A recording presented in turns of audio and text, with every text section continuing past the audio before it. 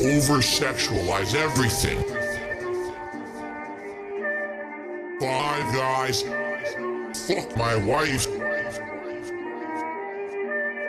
Fuck my wife.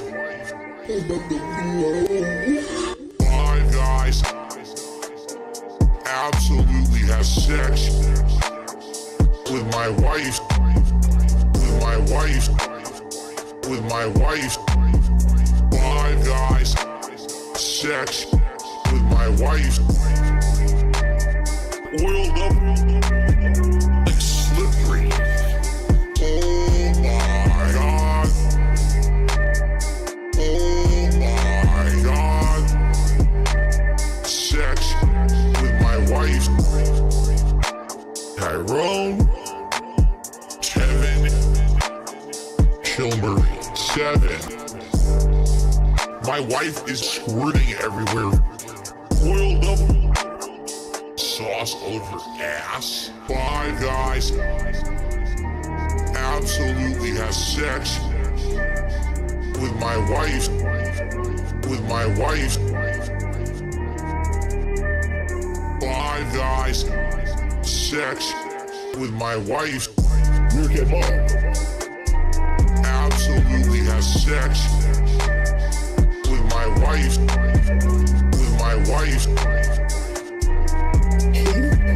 Reeack sex with my wife. Oiled up like slippery. Oh my god. Oh my god. Sex with my wife.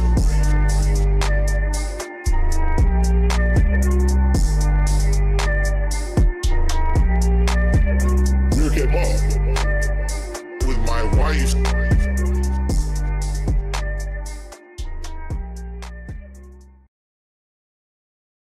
All right, one more song and we're gonna get to it.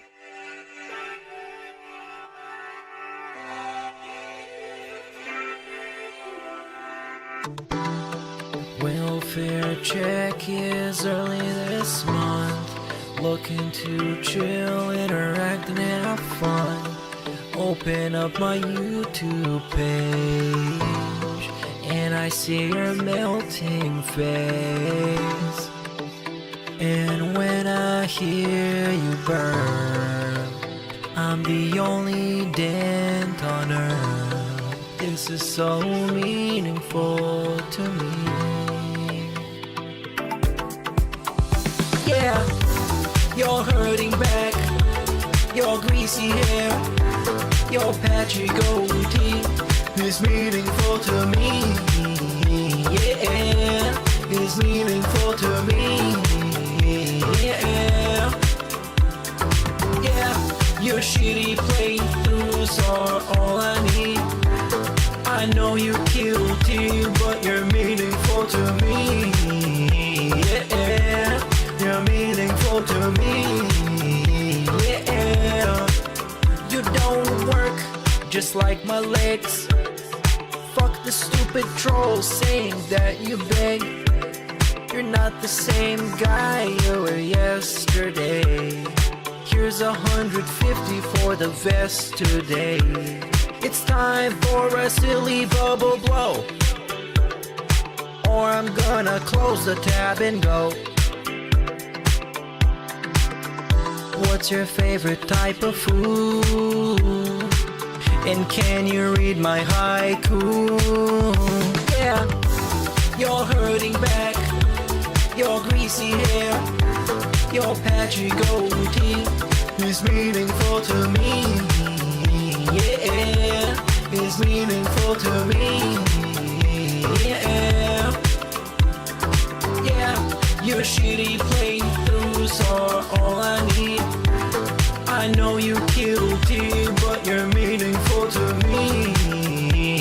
Yeah, you're meaningful to me. Yeah, you're hurting back, your greasy hair, your patchy goatee is meaningful to me. Yeah, is meaningful to me. Yeah.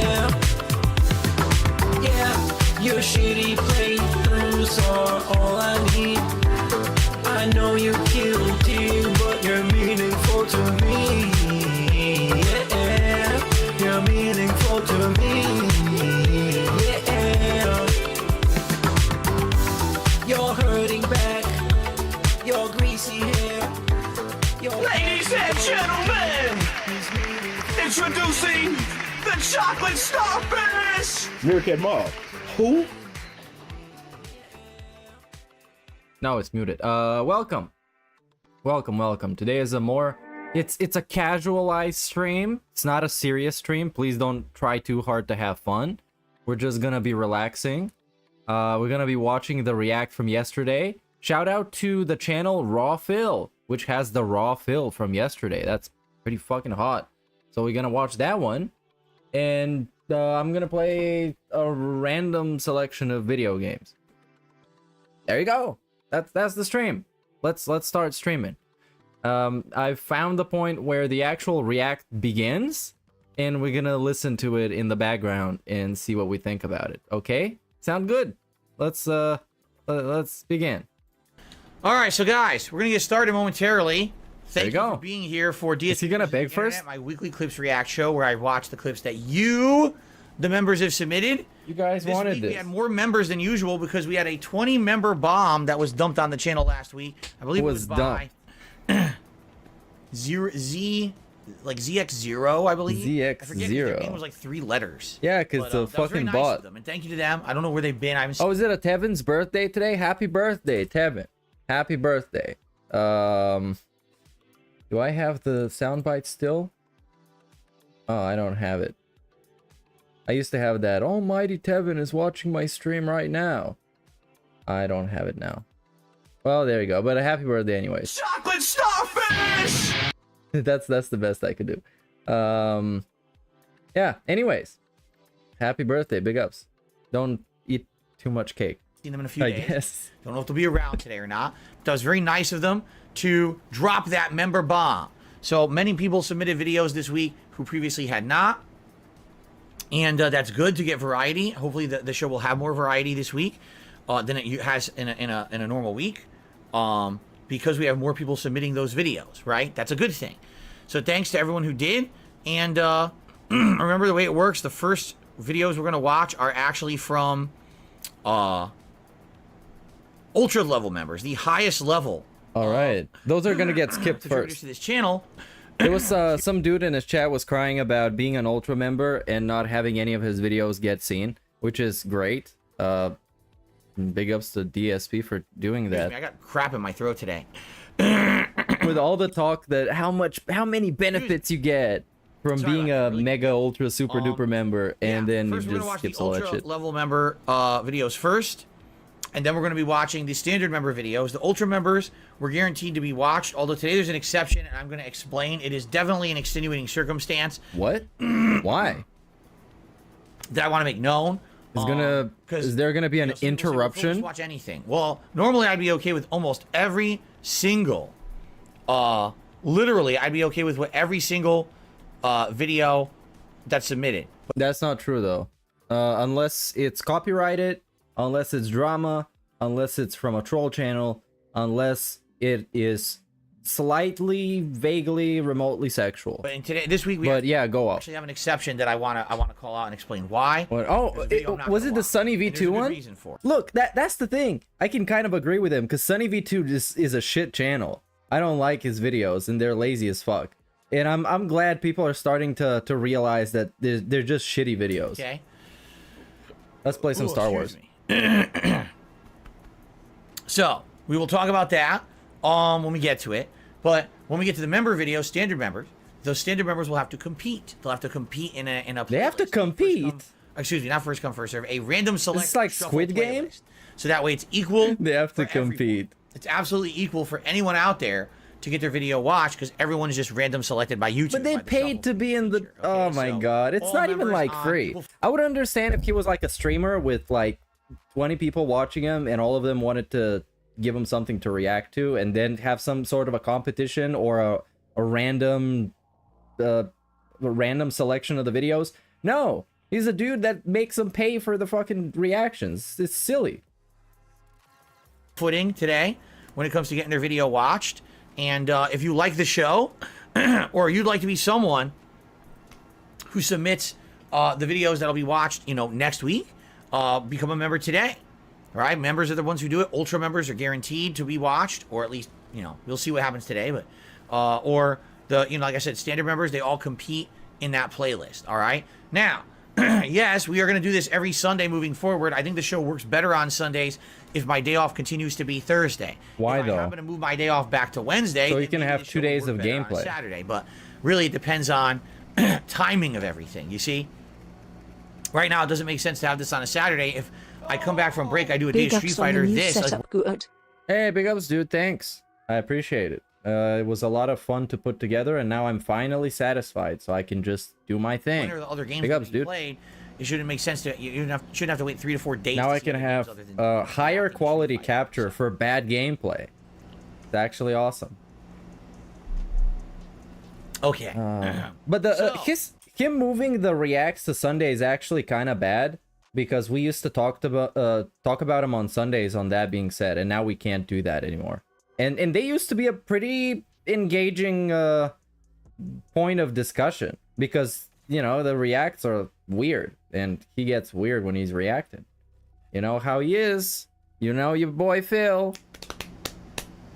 Are we ready to go? Shall we begin? Does anyone have Yeah. any questions before we start? Why are you like this? Oh, I have a couple shout outs to do.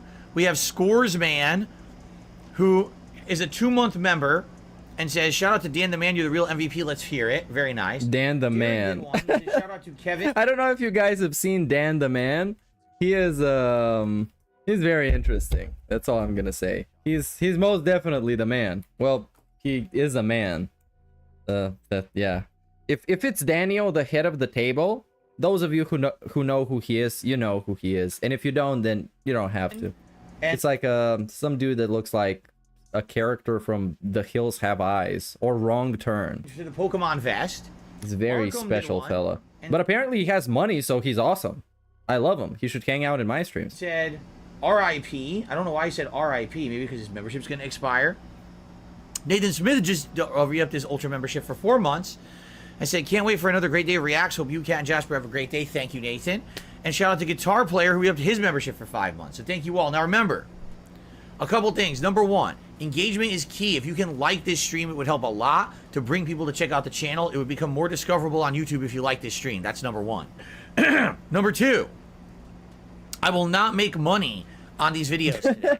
They will all get claimed by YouTube because it's third-party content. Yeah, he But if you'd straight like up to support knows. This channel, by all means, I will please not do. make money. Do things. What are the chances that he did make money on a bunch of those videos? Because he stops the recording on purpose sometimes so he can have a video that is monetizable. And the thing is, he doesn't even make like a lot of views, man. He makes like 2,000 views a video tops, or let's say on average, and that's being very liberal with the number. Such as supporting the stream. A membership, a gifted membership to the channel would be huge. Super chat, super stickers, and of course, tips. That helps a lot. Okay? If you become a member, you can participate next week. So it kind of makes sense to become a member today. And that way you can submit the videos for next week. In fact, tonight I will post up the threads by which you can post up videos for next week on the community tab here of the channel. Okay? Fair enough? Ready to get started? I think we'll just get started. Let's do it, because we got a lot to do, right? Okay? All right, in the meantime, let's do this. Let's begin. Here we go. Hold on. This fucking frog in my throat today is really bothering me. Oh, there's a frog in his throat. God damn. Is it a frag? Okay. I don't know how high the tips were by the time he ended the stream. I think it was around 180. So yet another Hopefully that dead helped. Hopefully I React figured it out. stream. Are you guys ready? Here we go. Because let's be honest, the people that wailed out on the pre-stream were those who got convinced by that crybaby segment when he was crying about trolls convincing him to play a game that wouldn't make a lot of money so they could have something to laugh at, and then they laughed at it, and then he went full on baby mode. It was really, really bizarre. Hello everyone, Phil here, and welcome to DSP versus the Internet. This is episode 22, I believe, for January, wow, July 16th, 2023. It's Sunday. We're ready to have some fun reacting to clips all over the internet as submitted by my channel members, because indeed it is members of DSP Reacts who are allowing me to do this show every week by submitting cool clips from all over YouTube. Oh, dude. Thank you to everyone who did. Remember, Ultra members are guaranteed to get their video watched, while standard level members compete in a playlist that is a random select playlist, so everyone has equal opportunity to get their video watched, all right? If It's like you the this Hunger content, Games, but for please support it DSP in some reacting to way. your video, I As guess. simple as liking the video, You gotta liking the compete. stream, leaving comments on the videos for engagement is huge.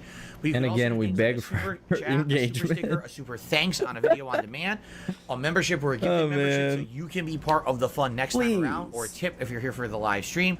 All of that is very, very much appreciated. If you're wondering why I look like this, it's because we have a lot of 'cause support you're a on today's joke? stream. So we have all of the tip rewards already, the vest, the glasses, the hat. But in addition, I was also wearing some new summertime garb over the summer. Garb? So you like the shirt. That's why I look completely different today. All right. He sounds Anyway, like he's like the folks, without further ado, lives in a Roman village. I'm wearing a we should garb, begin. a We're gonna toga. Start with the ultra level member. Was it a video. toga? All right, so let's go ahead. I guess. And let's see I what don't the know. ultra members wanted me to watch for this week. Let's get this going. I think it's synced already. If I hit play, I believe it'll just play. Let's see here. All right, let's see what's first. Oh, it would help if I had headphones on. No. No? That'd be a good idea. So Yeah, it make would sure have there's some audio. extra echo. The echo would be high quality. Okay, here we go. Is it working? It's working. How dog breeds would react to robbers. What? With pictures. Okay, here we go. He's gonna be extra special.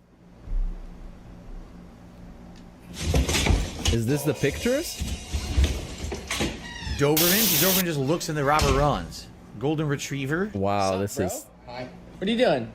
super quality video. Robbing you? Oh, cool. Yeah, I'll show you where she keeps her jewelry. The Golden Retriever would be very welcome. Wrong house.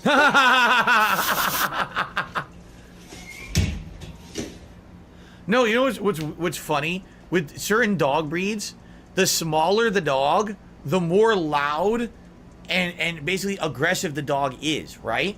Like Correct. Chihuahuas and Shih Tzus seem to be like the or Pomeranians seem to be like the loudest, most get in your face alerting dogs that there are, right? But then the bigger dogs, you think, oh, these are more like dogs that'll scare you away. They could be like super chill. They just don't care. They just sit around. They don't do nothing, right? Yeah, that's why you should bring your pit bull to the playground.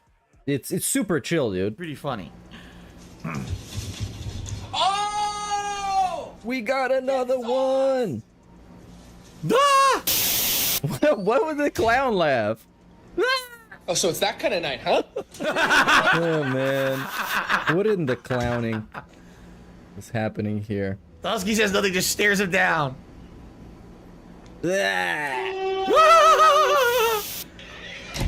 Hold on, I'm getting a call.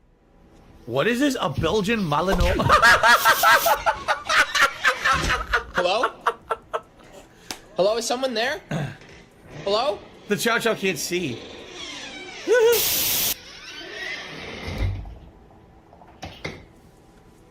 Australian Shepherd just wants to play.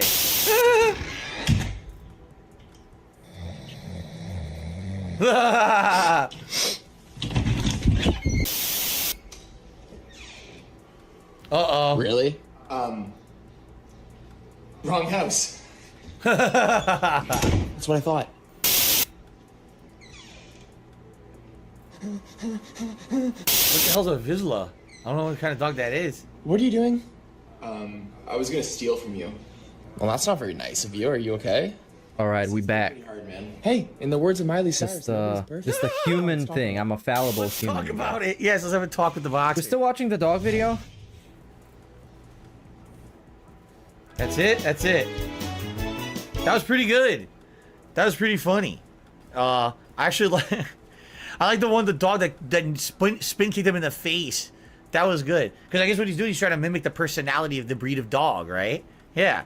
So the boxer's more inquisitive and just wants to like spend time with the human, while some of them are like the pit bulls, like, "What are you crazy? Get the hell out of here!" Right? And some of the other ones are like the husky was good. He was like, and all of a sudden, whoa! That was good. I like that. That was actually one of my favorite videos the last few weeks. That was pretty entertaining. Really? This one? The Marvel musical. He's just sucking the guy's dick because it was a premium, super ultra dented cult member. This fucking sucked, dude. It was a, This is. I mean, it was like a bad video. I was living the life, yes, I was having so much fun. I was waiting. This looks like him, if he was good. And just in case you can't tell, all of that went straight to hell when I was kidnapped by some Afghan guy who made me build a missile, or I would die. I got a magnet in my chest. Oh my god, this is, oh my god, this is So it so really is fucking like a full amazing. musical. Please kill me right now. To give them all the boot with the fire I can shoot from this really kick-ass suit. I can also fly. This is worse than epic rap battles of history when it comes to fucking embarrassment. 8 seconds, but This is like the Lin-Manuel Miranda of brain damage. after some improvements using Yeah, this robot- might get cleaned. I'm actually looking. Add Really? music to it. Okay, You gotta wonder, skip it, this is please. animated James, do you wonder Yeah, if it's like, gonna get it's claimed. 105 million It's gonna views, get by the way. blocked It's Marvel, so worldwide. it's popular, this video. You gotta wonder if he like licensed it and tried to distribute it, and now What? this is gonna get like in big trouble because I'm watching it. I In big wonder- trouble. I'm gonna get, like- In big trouble. What are they gonna do? They're gonna sue you because you watched the stupid YouTube animation give it a video? minute here. By the Oh, way, he's by the gonna way, get in it's big fine. trouble, you guys. I don't dislike it. I don't like it. It's all right. It's following mid. The story. The singing's not bad. I do want to give it a second here before we continue, just in case, because it makes me nervous whenever we do anything. Makes him with music or something nervous? Like this. Mr. anything, I would Noided. just And say I got animation. washed again. God damn Maybe, it. you Big know, ups, maybe a little be awesome better. on 5 months, You can dude. tell it's like almost like flash animation or something, right? Looks like so Right. far we're good, and I'm watching. We're not getting claimed. All right, I guess we'll continue then. It seems to be going. All right. He legitimately is just sitting there waiting to see if he's gonna get claimed. Legitimately. Make the suit way more This guy is great. like a rebellious Obadiah Stang got jealous and he stole my heart in a completely non-gay way.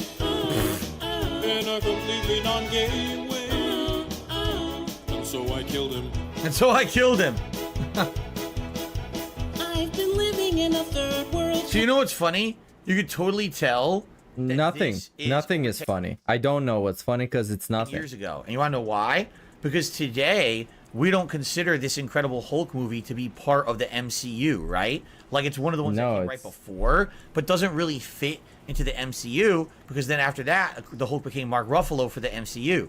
But he put it in there as if it was, when really in reality, it's kind of like border. It was like to start, but it really wasn't part of that MCU. It really was Iron Man, and then Captain America, Thor, all those kind of started the MCU, right? So, yeah. Anyway, Country, which is kind of ironic since I'm trying not to get angry. I've been working in a bottle factory, then I got discovered and tracked down by the military. Then back in New York, I found my girlfriend, I destroyed a helicopter. and then this guy got jealous of me. Oh, this is another one from like 10 years ago, isn't it? Totally freaked too. Kinda wish I killed him.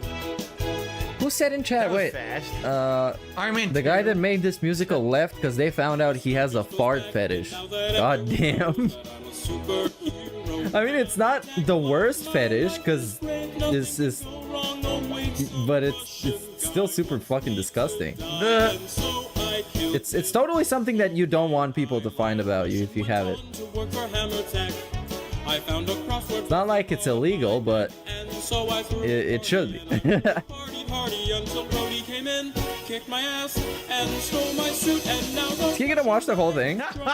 That's wild. Since Pepper abandoned me, Brody's a I know I make fun of him for skipping everything, but sometimes you just should. I didn't like Iron Man 2. I thought Iron Man 1 Unless somebody paid you like $20 to send you a message, which they did. was like basically. really Not a good message, but a way video. to start the MCU. And I thought Iron Man 2 kind of felt like a completely different vibe of a movie, and it wasn't that good. A lot of people liked it. I didn't like it at all. It was one of my earliest movie reviews for YouTube. Is I tell everyone I didn't really like it. You know. Okay. All right, I think we've seen enough of this, by the way. All right, how about this? Let's fast forward to a different one. What's this one? Captain Hey, America. big ups, Heretic Prince for the sub, dude. Cyclops thing is really hard. Through the power of Odin's tear, I get my powers back, and now I have no choice but to counter Loki's attack by killing him. Kind of, not really. You know what I would say is if there were different people singing the different parts, it would have been better. I kind of feel like because it's the same guy singing every part, it doesn't. All You know right. what I'm saying? Yes. It doesn't seem to fit. If it was different people doing the different roles, it would have been a better video, I feel.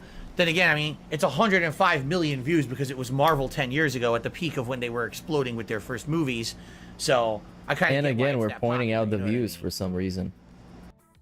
All right. Anyway. But yeah, it was 10 years ago, dude. Now here's the deal. This next video, all right, I'm going to explain. There's a special situation surrounding this video. Let's hear this one.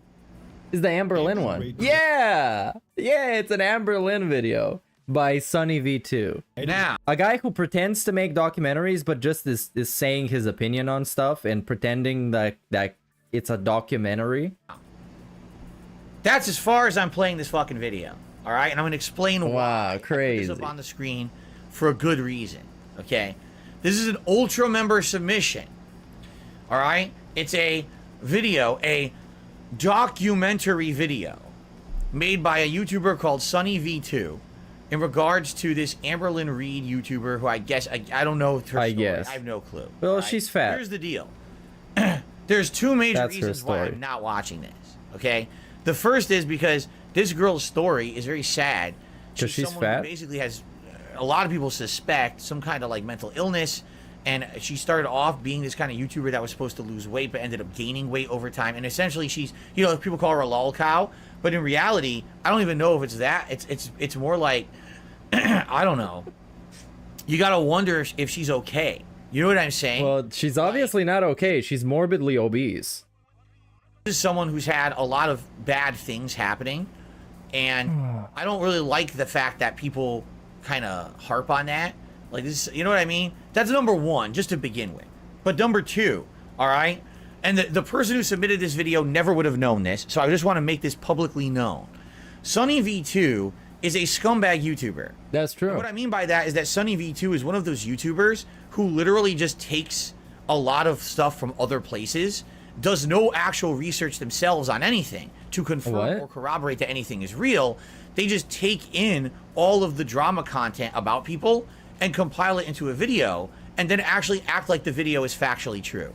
And the reason I can actually say this with a 100% certainty is he did it this to me. person has made videos about me before.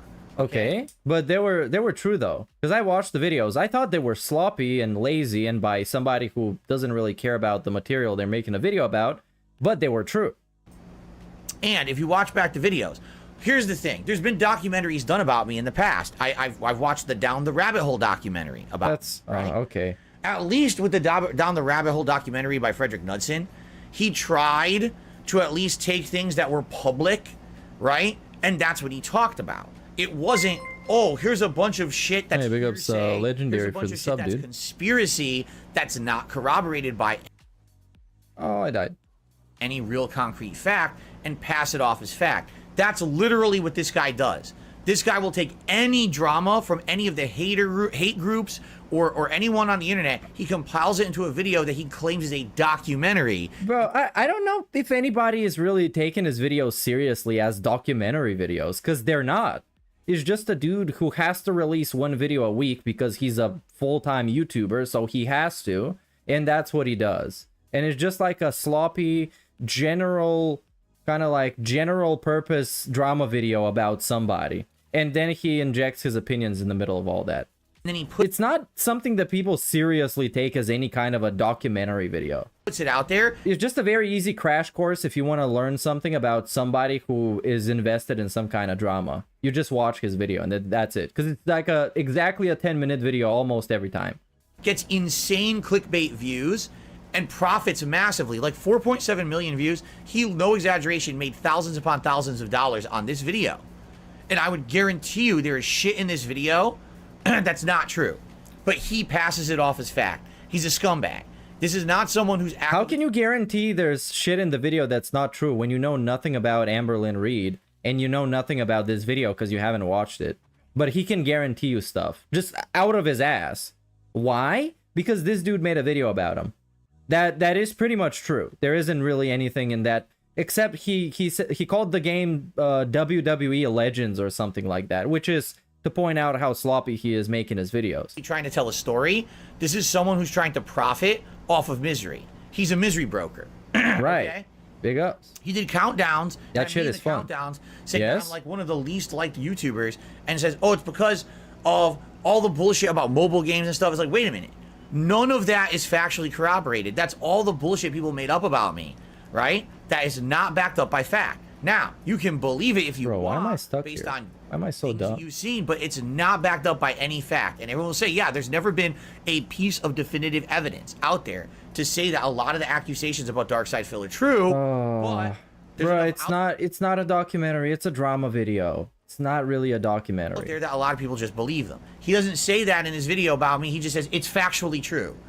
So this person, He doesn't Sonny say V2, that. You can go fuck yourself. You're a scumbag. You actually And it's all about him again. probably should be sued for defamation, because the difference between actually saying, okay, here's a bunch of things people say about someone versus this is factually true is completely different. It's harmful to make a video that gets 5 million views that actually is factually false. And you say it's true because you're a scumbag who just wants to make money ruining people's lives on the internet. So I absolutely refuse to watch a single video from this scumbag person. Anything that they say about me is literally fake. It's bull. And anything they say about me is literally fake. That's a pretty extreme stance. They shouldn't. What if they say your name is Phil Burnell? No one should be watching this person's videos. They're a piece of dog shit. They're a piece of dog shit. So I'm not going to watch this video. Now, if you're the member who submitted this video, you likely Go didn't fuck know yourself. Oh yeah, you didn't know that because you're a guy who gives me a lot of money. Obviously, you didn't know that. That, right? Therefore, because you're a if you would nice like to person, submit because you 2 support videos for next week's show, because you're an ultra member, because you didn't get your video watched this week, I will give you that. That's only fair. You didn't know that there was no way that I was going to watch this video because this guy's a piece of dog shit. All right? So we're going to just move on now. Don't submit anything ever from Zunny V2. He is a lying, defamatory scumbag. Does not deserve any of the popularity he has on YouTube. He's a misery broker, and he should go to hell. He should go to hell, bruh. Mega toxic over a guy. The guy's video wasn't even all that extreme towards DSP. It was just like, why do people hate him? Well, he spent a bunch of money on a mobile game, which is pretty much 99% sure that it's him, and he's toxic as fuck on the internet. And that's all he said in the video, basically. This is such a stupid video. And now we're doing what? What is this?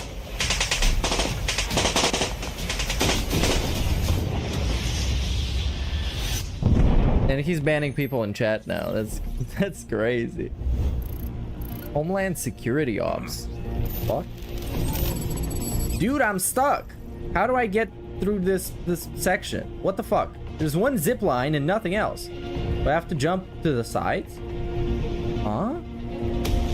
Interesting music. Sounds like Call of Duty. Activation. Definitely, my heart was racing when the siren rang. No. When I received the phone call from I died. Activation. To be operational ready means when a button is pressed, my team and I know what to do, and when we reach on site, all of us. What is this, Singapore? And we are able to execute something? Special forces? I have a question. This is our Singapore army, a stronger army. Oh yeah, it's a Singapore army.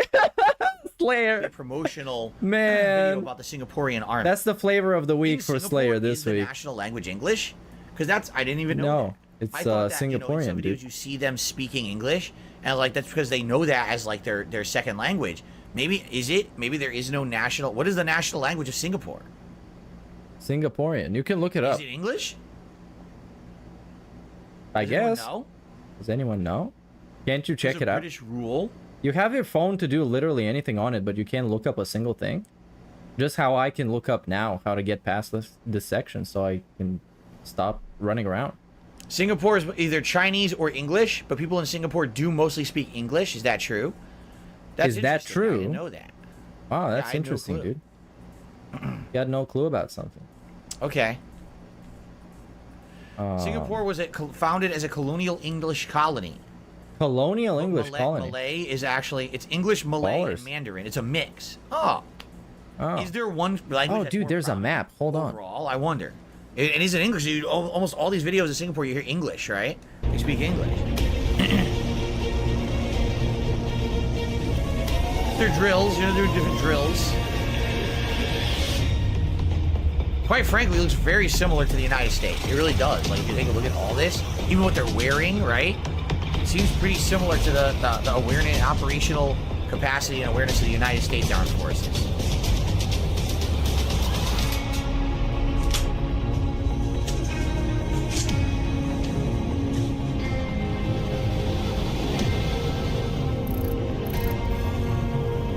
Wonder how often they're needed. Having the simulators Right? allows I wonder. us to practice our combat drills and coordination with one another. With more time spent training, we are able to hone our skills and we have confidence before we move out into the field. They play video games to train. Well, so in a way that makes DSP capable of fighting in the army. In the hate army. Ha ha ha. Yes, I know. So some people are already complaining. They're like, don't you know the Singaporean government is very authoritative? No. Yeah. How is he supposed to know that? He doesn't go outside. And I go outside and I don't know that. So there you go. How do you think he would know that? Right? Let's be honest. I think a lot of people when they cover or when they talk about Singapore, they say, you know, their laws are so strict. They're not very welcoming to outsiders. If an outsider goes there and breaks the law, they get a very stern punishment or whatever. You know, it's been documented cases. People go to Singapore and they spit gum on the ground and they get arrested and caned and stuff like that. Yeah, I They mean, get caned. you know, you have to understand something. Like they get caned to give him a choke slam?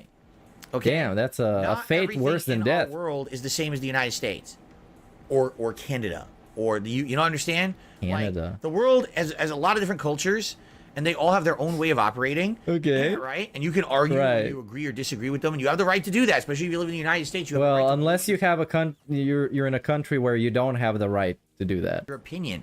But Like what a in lot of North people do Korea. is they just live in one kind of culture, and they just sit there insulated from the rest of the world and don't understand how the rest of the world is. Like you? Not everyone is American, all right? Not everyone has the same belief systems, the same culture. Not everyone is laws American. as America.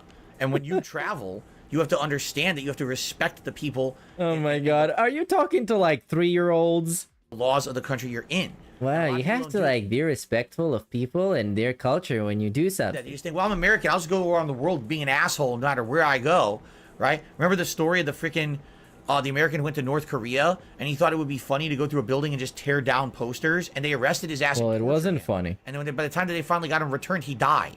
It's like, Wow. that's how some of these countries are. I don't agree with that, but you kind of got to be aware where you are, and that you're not some special fucking snowflake on planet Earth because you're American and you can just do whatever What you is want. this fucking, what is this patronizing fucking talk, dude? Where did this come from? A lot of people. Who are you talking to?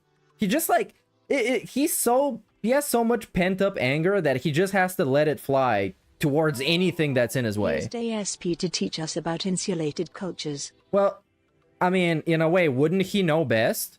He knows from experience, you know what they say, real recognizes real. Are in that mindset of like, oh, well, we should just be able to do wherever we want, wherever, because we're American. Like, you're out of your fucking mind, you know? And if you have an issue with says that, this? quite frankly, stay home in America. Don't travel the world and then get into trouble other places. Be aware of things going on around you. Respect the cultures you're visiting. Don't break the laws. Don't do fucked up stuff. And then you'll be all right. There's tons of people who've gone to Singapore and never had a single problem, anything there. And then there's people who go there, act a fool, and next thing you know, they're getting caned on the ass. Like, Yeah, you can say this about any country. But again, this is all there's asshole tourists in every single country. sense stuff. And the problem is most people don't have common sense these days anymore. What else can I say? Yeah. Right? Unlike Phil. But I mean, honestly, it looks very similar to the capacity that the United States has in their armed forces. I'm not seeing a single thing that stands out. Like, oh, wow, it's totally different. They don't have that here. You know what I mean? This obviously is meant to be like a PR video, a positive spin on all of this to make it look good, right? PR video.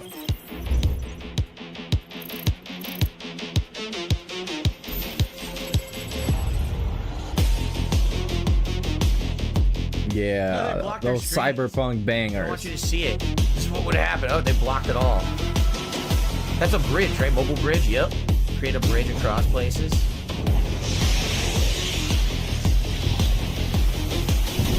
You know, it's kind of crazy because you literally don't think about this stuff, right? You're like, well, we're not at war right now, right? Right now, worldwide, I mean, there's one war going on in Ukraine. Are you serious? But outside of that, there's no other major, like, anything really going on. So you don't think about this. You're like, oh, but no. There's proxy wars going on all around the world, my guy. What the fuck are you talking about? You just have to be ready. We're not like in a war or something. I don't hear fighter jets above my house. What? Obviously, everything is peaceful. Literally, countries have to be ready at any moment. There's just one war, dude. Go to war because you never know what the hell's gonna happen. You know, so that's why they have to have these preparedness things going on and stuff. You know, you have to be aware and you have to be ready. Yes. At the time. You know, some asshole. This literal kindergartner level of explanation of the army. Kindergartner level. Want to do something stupid, and you gotta be like, yeah, the army has to be ready because if someone wants to throw big bombs, they have to be able to throw big bombs as well. So they have to make a lot of big bombs. ready for it, or else who's gonna suffer? If you're not ready, who suffers? Your populace does, right? What if someone, you know, attacks a country they're not ready to defend or retaliate? So, I think we've seen enough of this. Okay, yeah, big up Slayer. Let's see. Dumbass. Oh, supersize me in 7 minutes. How too much of McDonald's will make you? Let's watch this because I was just talking about this movie recently. Probably fat. For those who don't know what this movie is, Super Size Me is a documentary that was made in the early 2000s where this guy decided that literally for an entire month, all he was going to eat was McDonald's every meal.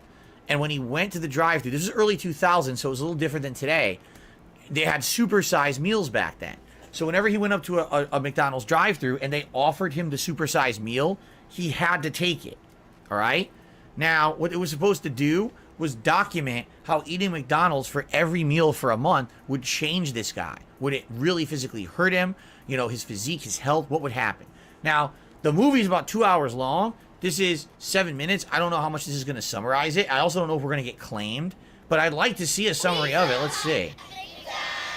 Let's see how much we can do here. Is fast food really that bad for you? I mean, what would happen if I ate nothing but McDonald's for 30 days straight? It would be really fun and your dick's gonna get really big. Need some serious medical supervision. Your blood tests are excellent. Total cholesterol of 168, at least superb. Yep. In terms of the salts in your blood, your kidney function, your liver function, they were all perfect. It's the first day, and I'm on my way to breakfast. Forget this guy's name because he did other documentaries after this. This was his breakout work. And then after this was very successful, he went and did other documentaries, but I've never seen any of his other documentaries. I totally forgot this guy's name. First thing right there. There's your McMuffin. His first bite. Oh, I love Big Macs. See, this is probably the first time in a long time that I've actually seen a Big Mac that looks like the picture. Hello, may I help you? Yeah, could I get the double quarter pounder with cheese meal? Oh my God! Look at that! Look at that Coke. Yep, they used to have it like that. Look how big that French fry is. That thing is like 4 feet tall. Double quarter pounder. That's a lot of food, man. Yep. See, now's the time of the meal. A minute ago he was saying not everyone is American, guys. Stop being a ignorant American. Yeah. And then he says the war on Ukraine is nothing major. Dude, there's just one war going on in the world. We're living in a very peaceful time. Come on. Come on, stop being fucking silly. Some McGas. Big ups, Rodrigo. My arms. Are you sweating there? My arms. I feel like I got some McSweats going on. My arms The McSweats. The McSweats, Morgan dude. Spurlock is his name. Thank you, Morgan Spurlock. I'm dying. Okay. You still eating? It's making me puke. When I was younger, oh guys, he's gonna bark. When I was younger, all right, I could eat fast food whenever I wanted, and then the older I got, you know, you get your metabolism, it catches up with you, and now very rarely can I eat fast food more than like once in a blue moon, like once every few weeks maybe.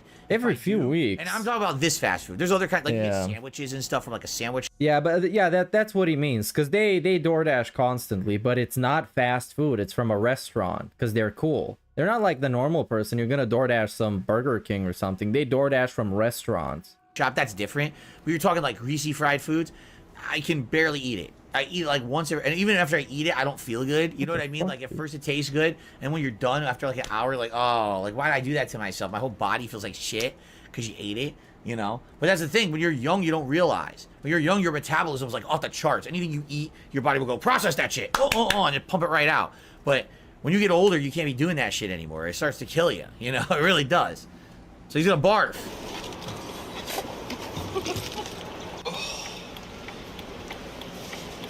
You right? Well, here's the thing, he's eating it all day. It's not like this was one meal at McDonald's. He's been eating it all day for several days, right? Like 2 days in a row. This morning. It doesn't feel good at all. Oh, look what he's, oh. I'm getting this really weird feeling right in my midsection, like basically like this. Freaky. That is very odd. Yeah, 1339. 1339. I made it over the 3-day hump. You know how when you quit smoking? I don't know how many of you out there smoke cigarettes, but you should stop. I quit smoking, and it's the 3-day hump. If you can make it over those 3 days. No, see, Lady Christmas says, did you ever see a movie called Fathead? A response to this movie. I've never seen a movie called Fathead, no. I never saw it. Without smoking one cigarette, if you can make it past day 1, day 2, day 3, you make it over the hump, you're fine. Same thing with this. I made it past day 3. I'm all right. The lawsuit against them, McDonald's stated in their own defense that it's a matter of common knowledge that any processing that its foods undergo serve to make them more harmful than unprocessed foods. Originally that's chickens that could no longer especially coming directly from them. It's almost impressive. Stripped from the bone, but I appreciate the honesty. Chicken mash, which is then combined with all sorts of stabilizers and preservatives, pressed into familiar shapes, breaded, deep fried, freeze dried, and then shipped to a McDonald's near you. Judge Robert Sweet called them a McFrankenstein creation of various elements not utilized by the home cook. Yeah. And everyone knows that. See, here's the thing, everyone should know that. Like, I guess they actually act like, oh, it's so bad, right? But you kind of know that when you're going to McDonald's, you know you're not getting good food. You're getting something that's fast. And here's the funny part. Darkside Phil thought that cup noodles were supposed to have actual chicken in them. And they're supposed to be a gourmet meal. So no, not everybody knows this. Because some people are stupid. Like Darkside Phil. Is that I would say cheap, but it's not, because it's really not cheap anymore. At one point, McDonald's used to be cheap food. It really isn't as cheap anymore than it used to be. But I mean, you should know this going to McDonald's. The premise of the movie is eating it for a month. No one should be eating McDonald's for a whole month. It's insanely unhealthy food, right? But if you go to McDonald's and you're so stupid you don't realize that so McDonald's is bad for you and that's like bad parts, it's not even the best part of the food. I mean, what are you doing? You're not eating 5-star meals at fucking McDonald's. Not chest pains, but like pressure. You know, I feel like I got pressure on my chest. So I figure that's probably not a good thing. Did I get the double quarter pounder with cheese value meal? I don't feel good today. Not that I feel sick, but I just feel really depressed. You know, for no reason. I mean, things are going great. We've had a good day. I just feel really... That sounds like bullshit. Yeah. Why would fast food make you depressed? No chicken group. Because it changes your brain chemistry or some shit when you eat terrible food. You got meat, or something. sugar, and fat. My headache's coming back again. It feels like somebody's yanking on the tendons behind my eyes. My body officially. Oh, I'm trying to cheese this puzzle, but it's not working. And I'm too stupid to solve it, so I'll just fuck around. Niacin, and so on are under 50% of what you need. Your total cholesterol was 165 before. Now it's 220. It's uncheesable. The liver is sick. Yeah. And the most likely cause of your liver sickness is a fatty liver. My advice to you is to stop doing what you're doing because it's hurting you. See, here's the thing, and you're gonna see if this is accurate. The movie is interesting because the end of the movie is a shock twist that you didn't see coming, and I wonder if they're gonna accurately represent the end of the movie here or not. I'm very curious. I woke up. It's a shock twist. I mean, really. Now I want to know what the twist was. I'm very hot, and felt like I was having heart palpitations. Came up and walked around the living room, just trying to get my breath back, and I want to finish. And I'm dead. Don't want anything real bad to happen either. Absolutely outrageous. Okay, for the first time we're seeing uric acid elevated, so you're giving yourself hyperuricemia, and the danger of hyperuricemia is gout, kidney gout. the results for your liver. Yeah. I have this. Obscene beyond anything I would have thought. Yeah. Truly. This month, I'll have eaten as much McDonald's as most nutritionists say you're supposed to eat in 8 years. He's almost done. We'll have the true ending. I want to see who has the true ending. Walking up the stairs has gotten started to get really difficult. You guys gotta tell me, is that the disgusting picture? I don't know what this picture you guys are talking about. A disgusting picture. I think I got it. My McDiet, I consumed 30 pounds of sugar from their food. That's a pound a day. On top of that, I also took in. Wait.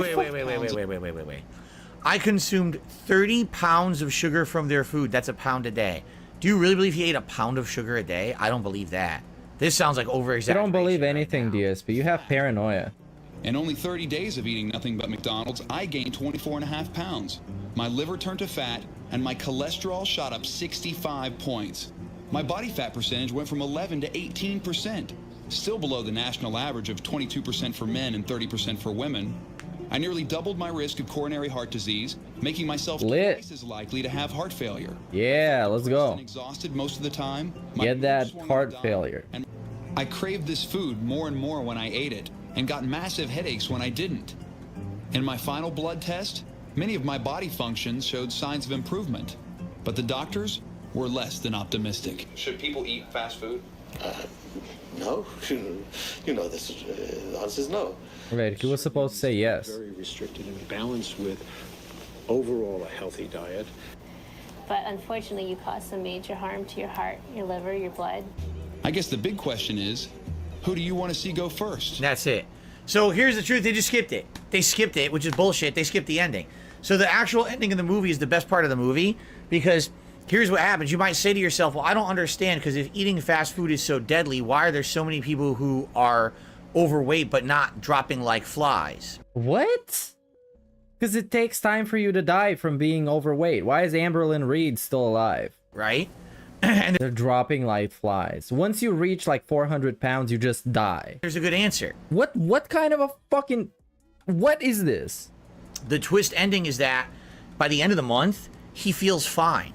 You know how he said, oh, I'm feeling sick or whatever? By the final few days, he's like, I'm fine. He's like, I don't feel sick anymore.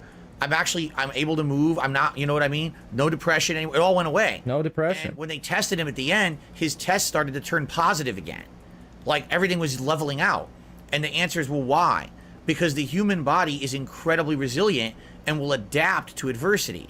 So if you're presenting the body with a situation where it can only eat a certain kind of food, it might take a while. It might take several weeks to months. But the body will level that out and live off of whatever you give it. Seriously. Why do you think there's people who are so malnourished but they're still alive? How is this like a shock ending? That's kind of expected. I mean, it's shocking for DSP, who knows literally nothing, but... Because the body is incredibly resilient and will do whatever it can. It's not like it doesn't make sense. So even though he's eating insanely bad foods, he can still live on them, and it's eventually not going to be like he's dying from it because he's eating the bad foods. Now, will he be at incredibly elevated risk for a million different things? Heart disease, you know, diabetes, right? Like they said, gout, all these. I could probably name 20 diseases that he's at risk at because he's eating McDonald's every day. Okay. Yes. And that's the thing. Yes, if you're obese because you eat this stuff every day, you're 100% so in a bad position, and you're putting yourself at monstrous risk for any of those things. I mean, yeah, we know that this food is bad. If that's your whole point, we know. It just feels good to eat it. And some people get addicted to it because they're fucking predisposed to it. If you're overweight, you're going to die because of it, right? Okay. Let's be honest here. If you're overweight like that, you're going to die from like that someday from one not of like those Phil, things. because Phil is also overweight, but he's not like that. Like that means like Wings or Boogie. It's going wrong. Or Amberlyn Reed. But overall, that was what the takeaway was for me on the movie was, even though McDonald's is bad, and we all agree, there's so many people who are eating like this in the United States, particularly. Why are they alive? Because the body adapts to it. Eventually, they will probably pass away from a horrible reason that was preventable. From a horrible reason. But they're not just going to drop dead overnight because they're eating bad. And that's why we have such a high overweight populace in this country, because the body survives even on the bad stuff. You see? Okay. Okay. Okay. So really, what's the takeaway for the movie? The takeaway from the movie for me is eat in moderation. Enjoy McDonald's, but don't fall for marketing, and don't supersize every chance you get, which doesn't exist anymore. They got rid of supersize, and eat in moderation, and it's fine. Look at the beginning. At the beginning of the documentary, he's happy. He's like, I like the food. So if you eat every once in a while, you're good. It's not going to destroy your body to eat fast food every once in a while. But if you're eating it every day, yeah, you're doing the wrong thing. Too much risk. Okay, guys, that is it for part 1 of DSP Wow, versus part the 1 Internet, was a July doozy. 16, Shit was 2023. I hope ass. that you enjoyed it. Ass. Many more parts. Thanks for watching and supporting, and I'll see you in just a bit. Oh, dude, and I even managed to pass Okay. this stupid puzzle. This is We got some wild. shout-outs to I my might even friends. be We a start pro off gamer. with, Mango Jewel Pods, who did a Mango super chat Jewel saying, Cuck. the shirt is ridiculous, but I look great today. Thank you. I don't know why you think the shirt is ridiculous. I think the vest is ridiculous, not the shirt. Bloom Kit became an Ultra member. Thank you to Bloom Kit for joining at the Ultra member level. I really appreciate that. And I hope you enjoy whatever video we watch next week, because as an Ultra member, you get to submit a video that we're going to watch for sure next week. And again, I want to reiterate, whoever submitted that video from Sunny V2, please submit 2 videos next week. Please We'll watch them don't. both, Yeah. because that's not fair. You didn't get your video watched this week. Don't do But, this you know, anymore. Don't do this I'm not again. gonna And now the dude, entertain watching the videos from dude's gonna scumbags come or by misery brokers, okay? and then Blue did a super tip chat saying, him "Drink with an nothing but apology, grimace because for a that's what month." Grimace DSP shit. cucks do. Ugh. I'm not saying that No that's thank gonna you. exactly happen. I'm saying that it has happened before. That probably would kill. And it's very funny when it happens. So Derek is saying that he's done many different things since then. Like the last what? one was Super Size Me 2 Harass? Chicken. Superstars? September 2019. Sounds like Superstars. probably about the Porn fast stars. food chicken war. Anyways. The chicken sandwich. Never mind. Right? Probably. Okay. All right, continuing on. It looks like I got a... Hold on. What did you get, David? I got a $1 tip from someone asking about the free will discussion. We already had the free will Oh discussion. no, let's not. There's no reason for us to keep harping on the same thing. So I don't think that we should keep talking about the free will discussion over and over. People are bored of it, including me. You know, you got my opinion. Let's move on and talk about one of the other 5 zillion other topics that there are out there. I also received a $20 tip. Splash. Indeed, from 1 Minute Man. Thank you, 1 Minute Man. Wow, this cuck is still as around. always, for your daily support of all of my content. At this point, I'm thinking it can't not be Planet Jeff. It must be Planet Jeff. Who else can it be? Let's see if this animation works. I haven't. Because like we know for a fact that dude is rich as fuck. He can afford $20 a day for some cuck on the internet. So I don't know. Who else can it be? Done it in weeks. It's gotta be It Jeff. does. Thank you to 1 Minute Man. Whose wife, by the way, is not dead. Which Shiro found out. Nope, not dead. She's pretty much alive. And that means we have hit $190 in tips on today's stream. One thing I would say, guys, it would be absolutely great if you could. Let's hit the members goal for today. It's only 5 members. And even just getting a few members on this channel every week. Yo, he started saying it would be absolutely great if you could, then stopped, and then was like, let's hit the member goal for today. Is good growth for the channel, and it makes absolutely the channel more viable for me disgusting. to do. As you know, Makes it more viable for him to do. I don't make money on the videos. That video we just And money watched, or again. just did, will get He's sitting on what is this? $190 in tips, cash, that he can use right away. Right now. And fuck this guy, man. claim. But it's because He's of your still contributions begging. and your memberships that make it viable. Let's hit that goal of 100 members by the end of today. Let's hit that goal, That would be shall great. we? Thanks in advance to anyone who becomes a member. Thanks or in gets a advance. membership today. Cool. All right, boss, we got it. All right, let's continue.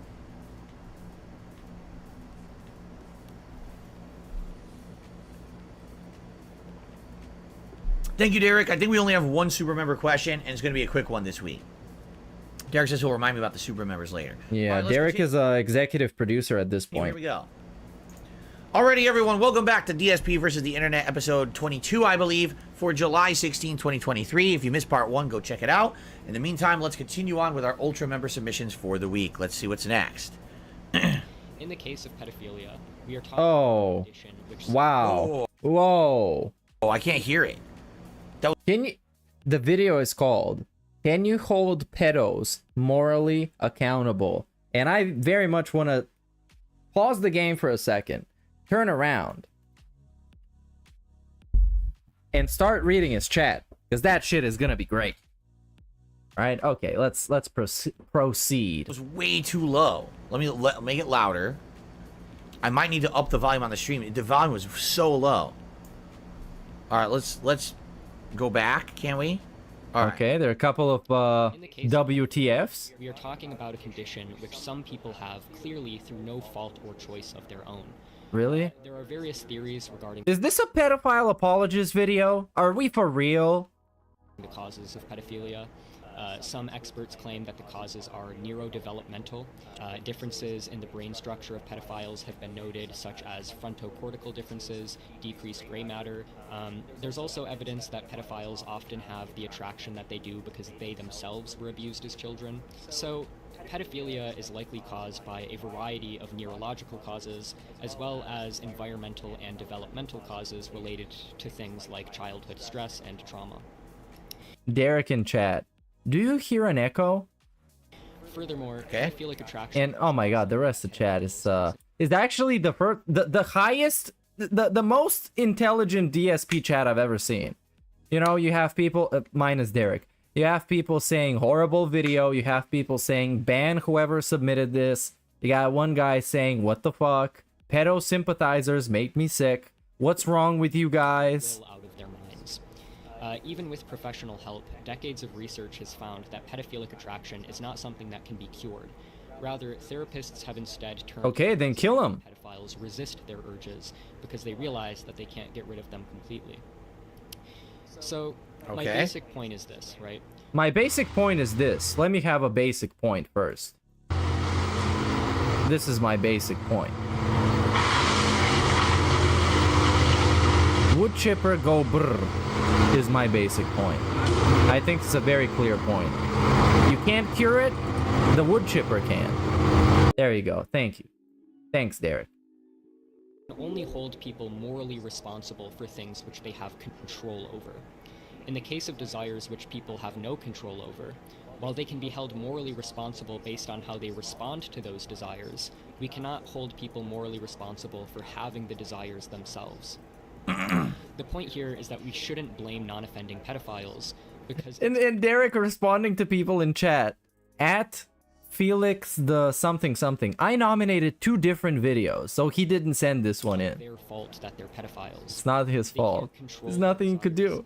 But now, what I love about this is DSP is forced into a situation where he has to discuss pedophilia and potentially be an apologist. Choose to have their desires, and if they haven't acted on their desires, they haven't done anything morally wrong or blameworthy, and so by no reasonable moral standard can we say that they deserve to suffer. To make this point more intuitive, imagine... Well, I got a couple questions, even just before we even get further in. Number 1. Oh yeah, who is this guy who posted this video? Let's look up the channel Alex Parker, okay? Let's do it. It's Alex Parker, and it has 5 views, which is very interesting. So let's go on filters, find... Oops, not Travis. No! Bruh! Fucking stupid YouTube idiots. Let's do again. Filters. Channel. I can actually find... Can you hold...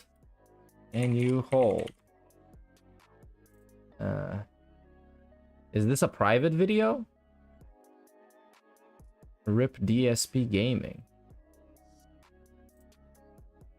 What is this one? Hold on. I will say this. Guys, thanks for being here. It would be great if you could support the stream in some way. Giving you a like. We need 15 likes to hit our 100 likes goal for the stream. What is this video There's for? almost 400 of you here. I'm pretty sure we hit 100 likes tonight. But outside of that, any support would be appreciated. Right now, I've gotten 1 tip in a whole hour, and that's it. Oh, bro, get the fuck out of here. Hold on, can you hold?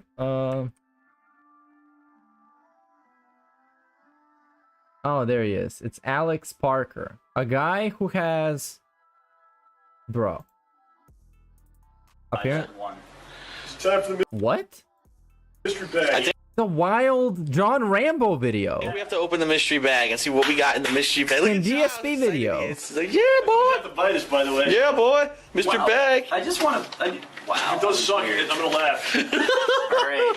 $50 value. Phil and I kind of split this. Yeah, we split it. I'll give And you what. $50 value. this guy, is this OJ? We'll see. I don't fucking know. But I'm not gonna look inside. I'm just gonna stick my hand in and hope it doesn't bite. Oh my god. Yeah. Look out for the staples, dude. Don't want to gash your hand with staples. Oh wait, no, there's multiple things in here. I'll take out the smallest thing first. We have a bleach Ichigo keychain. Get the garbage pail out, just throw it right in. You get stuff you don't want, just toss it. I'll be honest, this isn't too bad. It's a little decorative thing. You can attach it to your camera, your DS, or your other DS.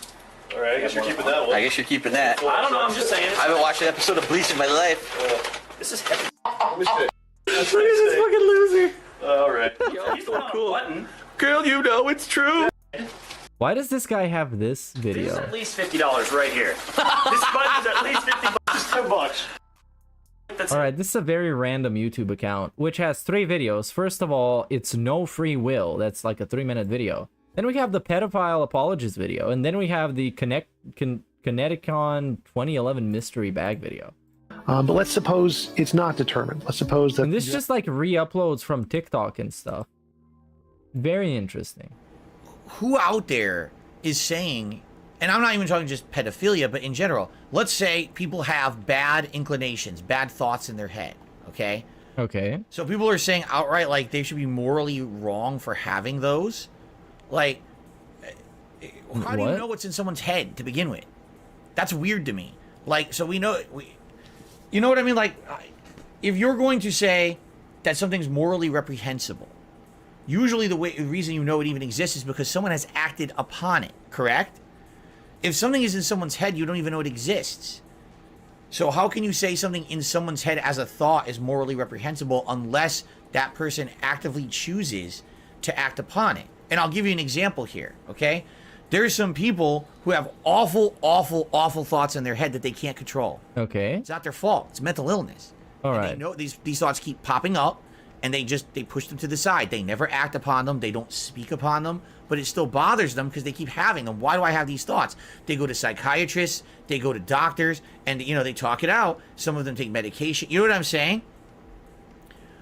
Yeah, but the thing is, somebody is a pedophile when you know that they're attracted to kids. You know, you have to know this. You can't read their mind. You know? Until someone... So we're not talking about like thought policing and shit. Acts upon a thought. How can anyone really like judge them for it? You know what I'm saying? How is anyone gonna know? It's not like a person is acting. I choose to have these awful thoughts in my fucking head, and you know, some people are haunted by them. Some people are tortured by the thoughts. I don't want this fucking thought. Why does it keep coming into my head? It's awful. You know, they're mentally unstable because of it. They're saddened, they're depressed, they don't want to live with these thoughts. I would think some people probably end their own lives. Okay, if they're pedophiles, then good. Get a thought out of their head. You know what I'm saying? Well, I'm sorry. That's the card you've been dealt. So, I mean, is it morally... Okay, I guess the question is it morally accountable? You're only accountable for something that you act upon and hurts people, right? I think all of us can agree in our lives, and I'm not saying pedophilia, but we've all had weird thoughts. I've had thoughts where all of a sudden I feel like I just want to beat the shit out of someone because I'm angry about something. That's very different from what we're actually talking about, wanting to beat someone's ass. No, I didn't. Is it morally reprehensible to beat someone up? Yes, it is. But I've had the thought, you know. When I was a kid, I used to have some thoughts about, like, for example, you know, and now it's different. But when I was a kid, like, I'd be sitting there in my room, and my window's open, right? And it's the middle of like a spring day. And there'd be like a loud ass bird right outside of my window. I'd be like, I'd be angry. Shut the fuck up. I could strangle that bird. And then I would think to myself, why did I just have that thought? Strangle a bird? That's awful. I don't want to strangle the bird. The bird's nice. It's a piece of nature. But in the moment, you have a bad thought of something awful. Should you be held morally accountable because you had a thought like that? You know what I mean? But what is being held morally accountable for thoughts? None of this making sense. Nobody can police your thoughts because nobody knows what's going on inside your head. They can only judge by your actions. So if I know somebody and I find information that he's a fucking pedophile, I'm gonna morally judge him and report him to the fucking police. Don't put to the thought police. The whole thing that we watched from this video is the dude trying to justify pedophiles as something that you don't choose to become, man. It's a mental condition. It's this and it's fucking that. And should we judge this? Yes, we should judge this. Come into play here and like definitely should think of something. You should be able to think as long as you realize after the thought occurs, this is not a thought that should continue. This is a thought I don't want to continue. I don't want to act upon it. So just because someone ends up having an awful, disgusting thought or a bad thought that they know is wrong, I don't think that they should be held morally accountable. What is being held morally accountable for thoughts? What does that represent? It's if you Remember he wanted to beat someone up after getting hoodjacked and slap a kid gate? Yeah. Well, yeah. He wanted to beat somebody. It's like, I feel like I want to beat the shit out of someone. Those thoughts. But he didn't act upon these thoughts, so there you go. You know are going to be harmful to others, or even yourself, or both. And then you act upon them. That's a completely different stuff. That's the thing, right? Somebody like Derek has to be held morally accountable, because we have actual evidence of hundreds of videos and playlists called Cute Little Girls, right? That's something that he's done. Those are actions. Going around collecting all these videos, making a collection of all that disgusting shit, right? It's not him thinking about stuff. It's him doing that shit. You see? So I don't even know. There's a big difference. We need a further discussion. Like we don't like. What is the other 5 minutes of this video? I don't even know why it even needs to continue. Right? Like that's it. So you're shutting down a discussion that you just strawmanned and fundamentally didn't understand? Sounds like a DSP thing. Answers the question. No, you shouldn't be morally accountable just because a thought pops into your head, especially when every thought in your head is not necessarily something that you want to happen in your head. What about a dream? Should you be morally accountable for your dreams? Well, those are technically thoughts in your head. How would people know your dreams, Phil? How would people know the thoughts in your head unless you tell somebody?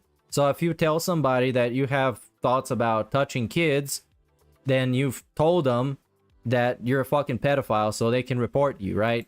But you didn't control them. They just happen. Even though they're subconscious. Oh, no. You know, morally accountable because something horrible happened in a dream. What does that mean, bro? How? So the answer is how would no. this even work? No. You shouldn't be morally accountable for everything that pops in your head. That's not the question. The question is, can you hold pedos morally accountable? You have the rationale and the reasoning to say that's not something that should ever be recurring or happening in my head. Wow, he deflected this big style. Big style. That's stuck in your head, you can't get out. You should try to seek professional help to make sure that it doesn't keep happening if you can within reason. You know what I'm saying? So there you go. Okay? There you go. So his answer is no. You can't hold them morally accountable. I don't even need to continue. Like he doesn't even need to continue. He got all he wanted to. Literally no other reason to continue. There's no other reason. So, we close the discussion. On to the next video, which hopefully is more lighthearted. Very than nice. That one. By the way, now I guess I can adjust my levels again because that video, the volume was really low for some reason. Okay. Work tomorrow? Yeah, now we're watching TikToks. That's a tonal shift, if anything. And I'm about to shift into gaming as the bitrate is fluctuating. I have no idea why. Used to work very nice for a couple of days. On the same page now. You guys, my dad literally just got what is it supposed to be? Face for funny TikToks? Funny TikToks. That was supposed to be funny? Oh, and this is the dude that always sends them funny TikTok compilations, because this is from 3 days ago and it has 17 views. So are these people basically trying to send him videos so he can give them a shout out in a way and spotlight them on his stream? Yeah, I thought it was going somewhere. I think we're gonna end up not liking this one too much. Let's see. Being a Trump supporter, like that was it, just for being a Trump. We're gonna end up not liking this one too much. Let's see. Being a Trump supporter, like that was it, just for being a Trump supporter. And I do it again. Bah, bah, bah. Do you truly? Bro, and now what? Charlie Kirk TikTok? Yes. This is a dolphin fetus. At this job, we're a family. No, we're co-workers. Oh my god, this is about to be ass content. What do you think this is, Fast and Furious 10, $10 an hour? Hate to disappoint you, but I've applied to 40 other families this week. We're not family. We're acquaintances who keep our lunch in the same fridge. This is good. This is just this is good. That was actually good. That one was legitimately good. Because how many stupid retail jobs and shit say dumb shit like that? Like, dude, this is just a fucking job. Yeah, they do. Talking about? That was actually. And I had one where the first day I was there, they told me specifically, some places like to say like they're a family, but we're like a family for real. We're not like them. Pretty good. What's good? You trying to Big Up's family. I've seen that one before. I've seen Barney like rapping. Or she, but mine are left and here because I'll never be. Oh? I don't get it.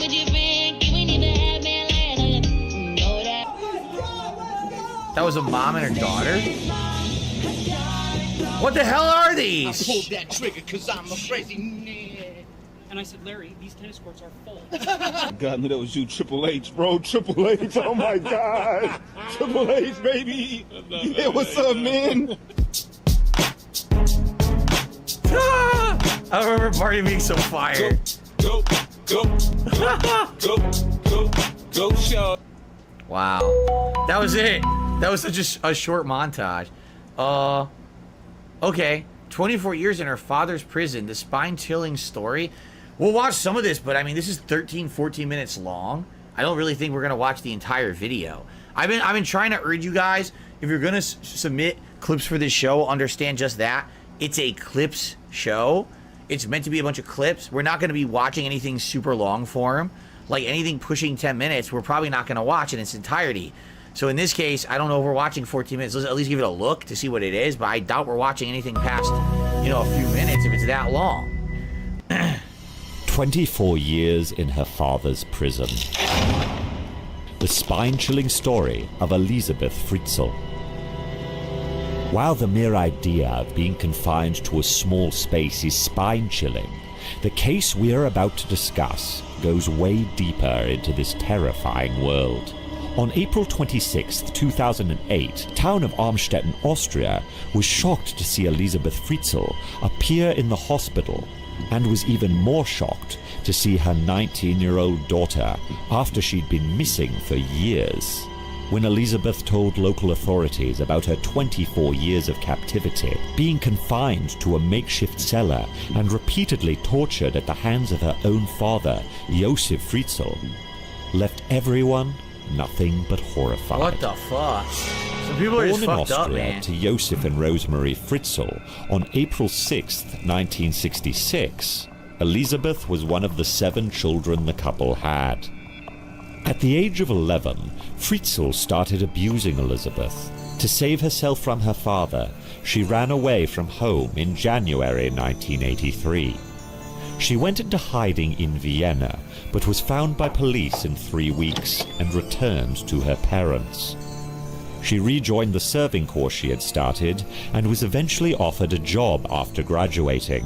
On August 28, 1984, her father asked 18-year-old Elizabeth to help him carry a door into the basement of the family home.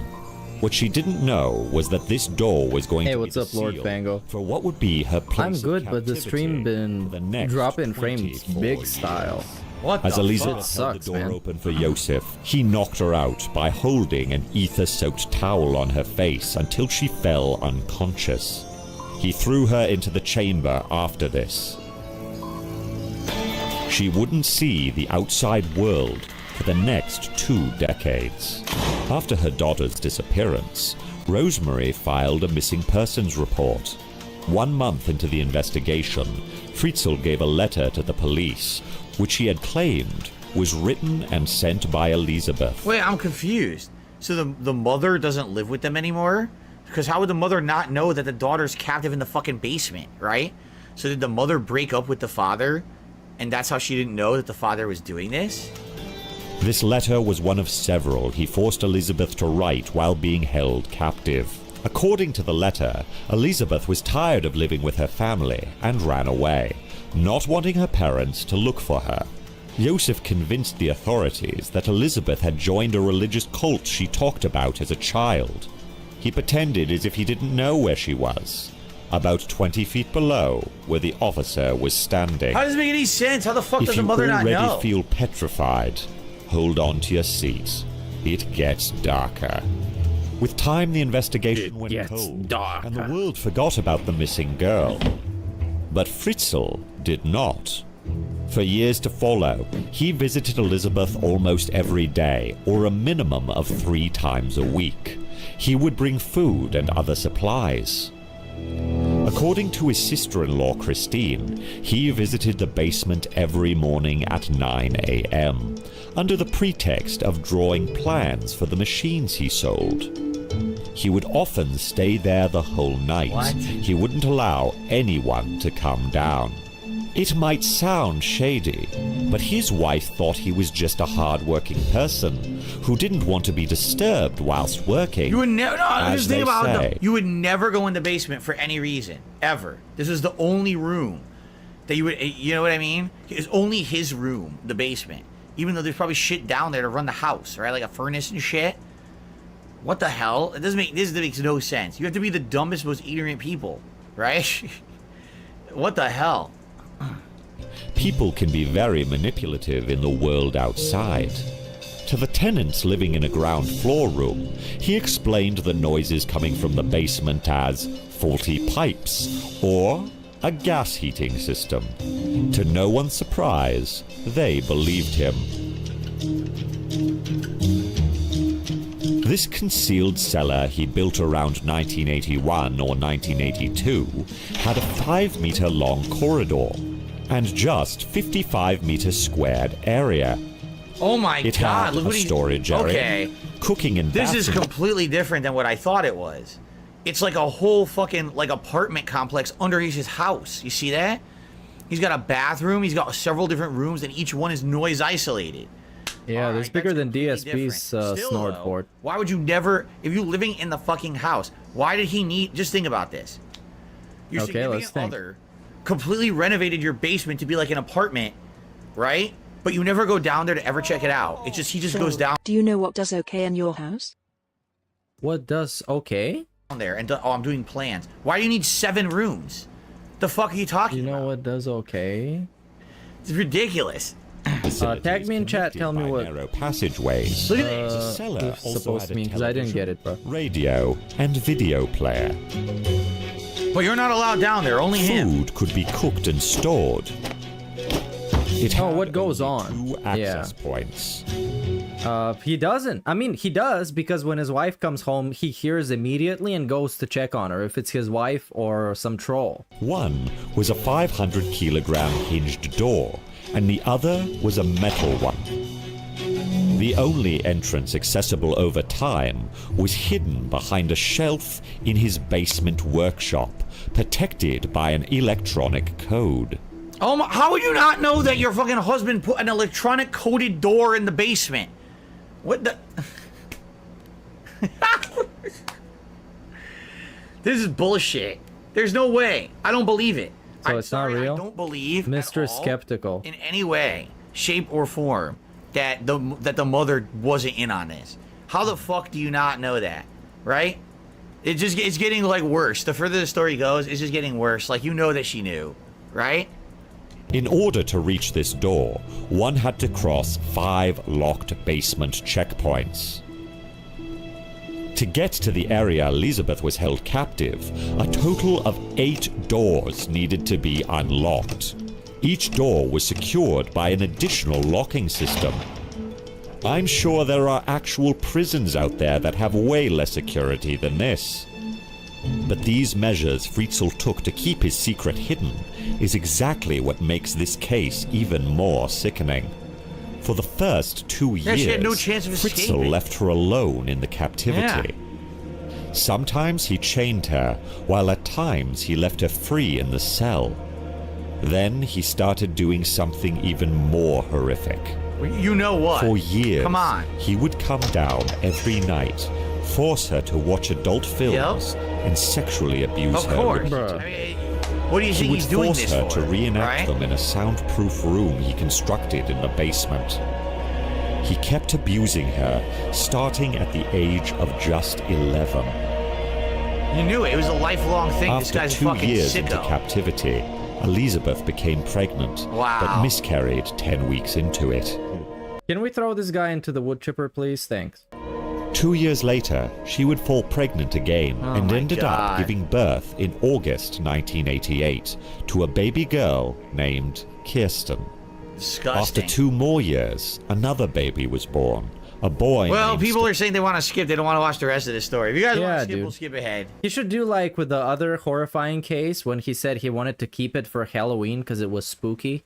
Oh, I still remember. That shit was something else. What's next? So hopefully something more lighthearted than this to end the video. So, well, yeah, we need something more lighthearted. This woman being raped for like 20 years, this is ruining my vibe, dude. Come on, we need something more cool.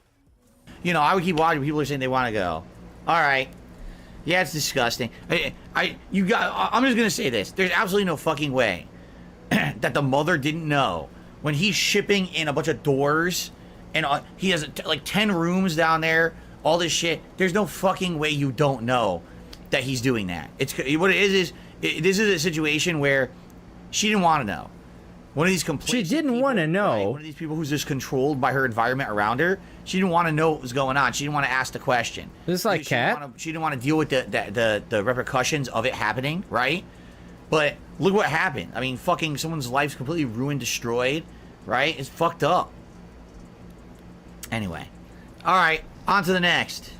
What the fuck was that, DSP? She didn't want to know, dude. Luke taunts Ken before getting the cave. Yeah, whatever you're doing downstairs behind like 5 locked doors with passcodes, I don't want to know about it. No. It's probably something normal and perfectly acceptable, so I don't want to know about it. Don't worry. Just don't tell me about it. Was that a fake Hadouken? Someone had said to me that there's a fake Hadouken in Street Fighter 6 that he can do, but I don't know how to do it. I don't know if it's just, is it a regular taunt input or whatever? I don't know how it works. So he did Hadouken to bait Ken, and when Ken dashed in, he Shoryukened him in the face. Yeah, I don't know how to do that. The regular taunt didn't do that, but maybe he only does it against like Ken and Ryu as a fucking, I don't know, right? Anyway, all right, well, that was part 2. Is this part done? Yeah, this part is done. It was weird. We don't have time. We're gonna do. Wow, it was weird. Over to the pedophile apologist video and a woman getting tortured for 25 fucking years. Yeah, that was weird, dude. That totally ruined my vibe. All right, thank you.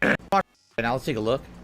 Ah, we're not watching this. We're not watching this. This gets a veto from me. The fucking diaphone video about DSP, and he's gonna watch all that shit.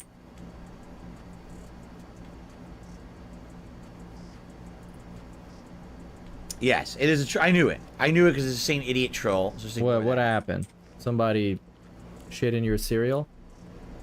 What happened? Okay. Who made him cranky? Shoutouts? I don't know if we have a shout out right now. Let's take a look. I don't know if we have a shout out. It's gonna be a fake shout out. It's a troll. Yes, it is. I knew it. I knew it because it's the same idiot troll. So just ignore that nonsense. Okay. So, so everybody, thank you for watching. We're going to continue now. These are the standard member submissions. These will be in a shuffled order, okay? And thank you for chilling with me here today. We still have about 2 hours left here on DSP versus the internet. Again, guys, I would really like to hit our members goal. I would really like to hit. I would really like to hit. It's only 5 members, but we have to hit it. I know we can do it, but I really would like it. Because I don't make money on these videos. I don't make money on these videos. Please, if you could, support the videos in some way. Whether it's simply just liking the stream here or, you know, leaving a comment on a video if you watch this on demand or talking with me in the chat when we get a chance or anything else would be great, okay? Okay, let's continue. Beware of Bob has become a channel member, although I believe... No, it is a new membership. Cool. Thank you to Beware of Bob for becoming a channel member. That gets okay. Wow, that's awesome. 22 for July 16th. It's a week, and those videos will... Okay, so I'm skipping the diaphone video. I don't care about it. And he's gonna suck his dick because the other night he was posting on Twitter that he would really like for a pro to analyze his gameplay and give him some tips. Also known as somebody signal boosting his gameplay and giving him a shout out while being a totally respectful person. So yeah, let's see. This is a Leon Lush video. Let's see what this is about. Idiots of TikTok create the worst trend so far. I'm actually pretty interested in this one. What is the worst trend so far? Just as I was about to lose all hope for our teenagers and our future generations, I mean, I've watched a lot of dumb stuff on this channel. It's easy to feel like all hope is lost for our future. But they go and do something so thoughtful, so poignant, and totally redeem themselves. I'm, of course, talking about the new TikTok POV Holocaust Challenge. Let's take a quick peek at one and try and absorb the powerful message here.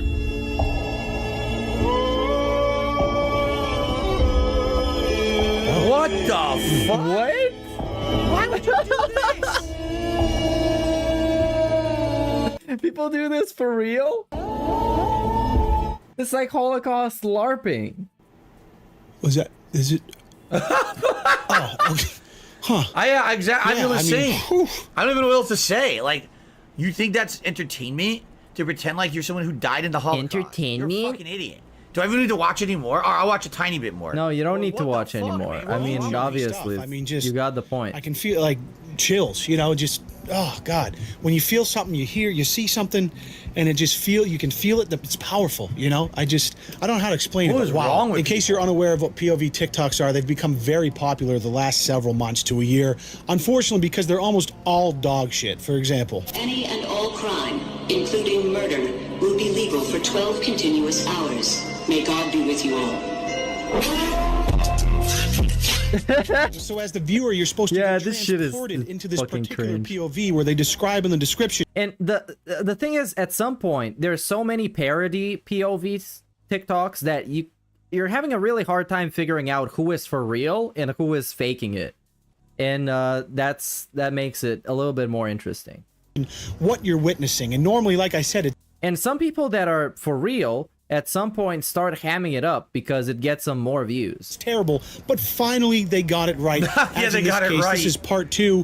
POV, the girl who died in the Holocaust, tells us how it happened. Hashtag FYP POV viral for you. Sound effects, makeup, special effects, heaven, death. Let's take a peek at this one as well. I love stew. Oh no. Why? What the fuck? What the hell? What? That's terrible. What? No. What the fuck? Why is this entertainment of any kind? Dude. It's really Schindler's List level, let me tell you. What? If you weren't woke before, you sure are now. And of course, I'm smothered under 13 layers of sarcasm, but here's a little clip of how I really feel. What the fuck are you thinking? If this is not some of the most tone-deaf, clout-chasing bullshit disguised as spreading awareness that you've ever seen, I don't know what to tell you. I imagine this whole thing started because little Susie Smith from the suburbs sat down one day and was like, man, you know what? I've lived a pretty privileged life and haven't really faced a real struggle a single day in my life. Why don't I put on a bunch of makeup that looks like I've been bruised and burned and maybe a tattered flannel and do some POV bullshit about being a Holocaust survivor? This is actually the first good video he's react to today, and this is in part 3. Well, there you go. Right? That's actually a well put together, funny, well made video. Awareness, right? That'll get me right. Dude, that's great. I mean, hey, it worked. These girls are getting written about on CNN, The Insider. They're going viral on TikTok. I mean, they're all over the internet. Checkmate, snowflakes. Now, naturally, of course, one person does something on TikTok and it probably like gained some attention because it got a lot of engagement because... Well, I don't think we really need to watch any more of this, but I mean, it's heinous, right? It's just... What you're doing is you're trying to get popularity based off of a heinous act. Okay. Shock value. Yeah, that's what he just said. There's no value to what they're doing. That's not spreading awareness. No. What are you gonna spread awareness for? The Holocaust? You think there's a need to spread awareness for one of the most popular events in humankind? We have awareness of the Holocaust. Anyone who's educated in the modern era, we know what happened. We know it's real. We know how horrible it was. We don't need to watch a TikTok video about it. TikTok. To get likes and views and make money on it. Make money. Idiot. Okay. Money. You have to make that money. The tale I am about to relate is as old as the world itself. And now we're on to a spooky It is a tale video. of hatred, the kind that stems from fear, which in turn takes root from ignorance and foolishness. But it is also the tale of Victor, who recently moved into a charming little country home. Paranoland? What the fuck is this? I'll give it a shot. I have no idea what this is. It looks creepy to me. So as to flee the insanity of big city life. However, this does not take into account the chauvinistic tendencies of the locals, who do not perceive his arrival as a favorable omen. But for the time being, Victor knows nothing, and what he doesn't know cannot hurt him. Yet. What is the animation style? It's like super The next creepy morning, animation. while stepping out for a breath of air, Victor attempts to make an initial contact with one of his neighbors. Imagine his surprise as he watched the former return to his cottage without even having the basic courtesy to return his salutations. Huh. An isolated case, presumes Victor, who immediately attempts to greet his other neighbor. But once again, he is met with the same reaction of mistrust. Really? His heart filled with bitterness, Victor returns to his home, cursing the close-mindedness of the country folk. How would you move? How would you move into a town like this where you know nothing about the populace, right? Like, for example, if you're gonna buy a home, you have to like talk to a real estate agent or someone who owns the property. You have to have like that kind of level of knowing about where you're moving. How did this guy move into a neighborhood where everyone's weird about newcomers? What? But he didn't know that, right? Probably because it's fake, right? It's not a real story. Yeah, it's fake, right? Everything is fake, dude. This dude is he's so obsessed with things being real and not fake. It's such a weirdo about it. It's a fucking creepypasta, dude. Remember that incident. Just like watch the video and say, wow, that's creepy, dude. Okay, now next one. Victor takes advantage Yeah, of it's his fucking morning stroll fake, to right? visit the village. No, everybody beats all their neighbors before they move into a place. But he rapidly finds himself on the receiving end of the local tittle-tattle, generally reserved for strangers from the city. Initially surprised to find that his dog had disappeared a few days They later, stole his Victor dog. wonders how he could have freed himself without assistance when suddenly, from over his neighbor's hedge, the distinct resonance of a party kindles his curiosity. Oh, they're eating And his there, dog. Before his eyes, roasting on a spit, rotates the carcass of an animal corresponding exactly to the build of his trusted companion. Wow. Bro, this is such an overwritten video. Oh, his trusted companions build. Victor needn't see any more to fill in the gruesome. This is like a Reddit creepypasta, dude. Horror story, all right.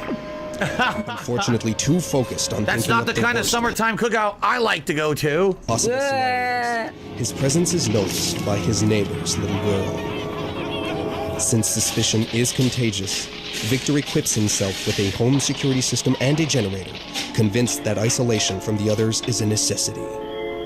You can also At tell this is nightfall. fake because, you know, where would he have gotten the security system from? If everyone in town doesn't like him, why would they have sold him the system? Wouldn't even the people at the stores be like, nah, we're not going to service this guy or whatever, right? And this is before mail order. Over 15 years ago, you weren't buying that shit off Amazon. Not too far from there, a desperate villager searches for his son.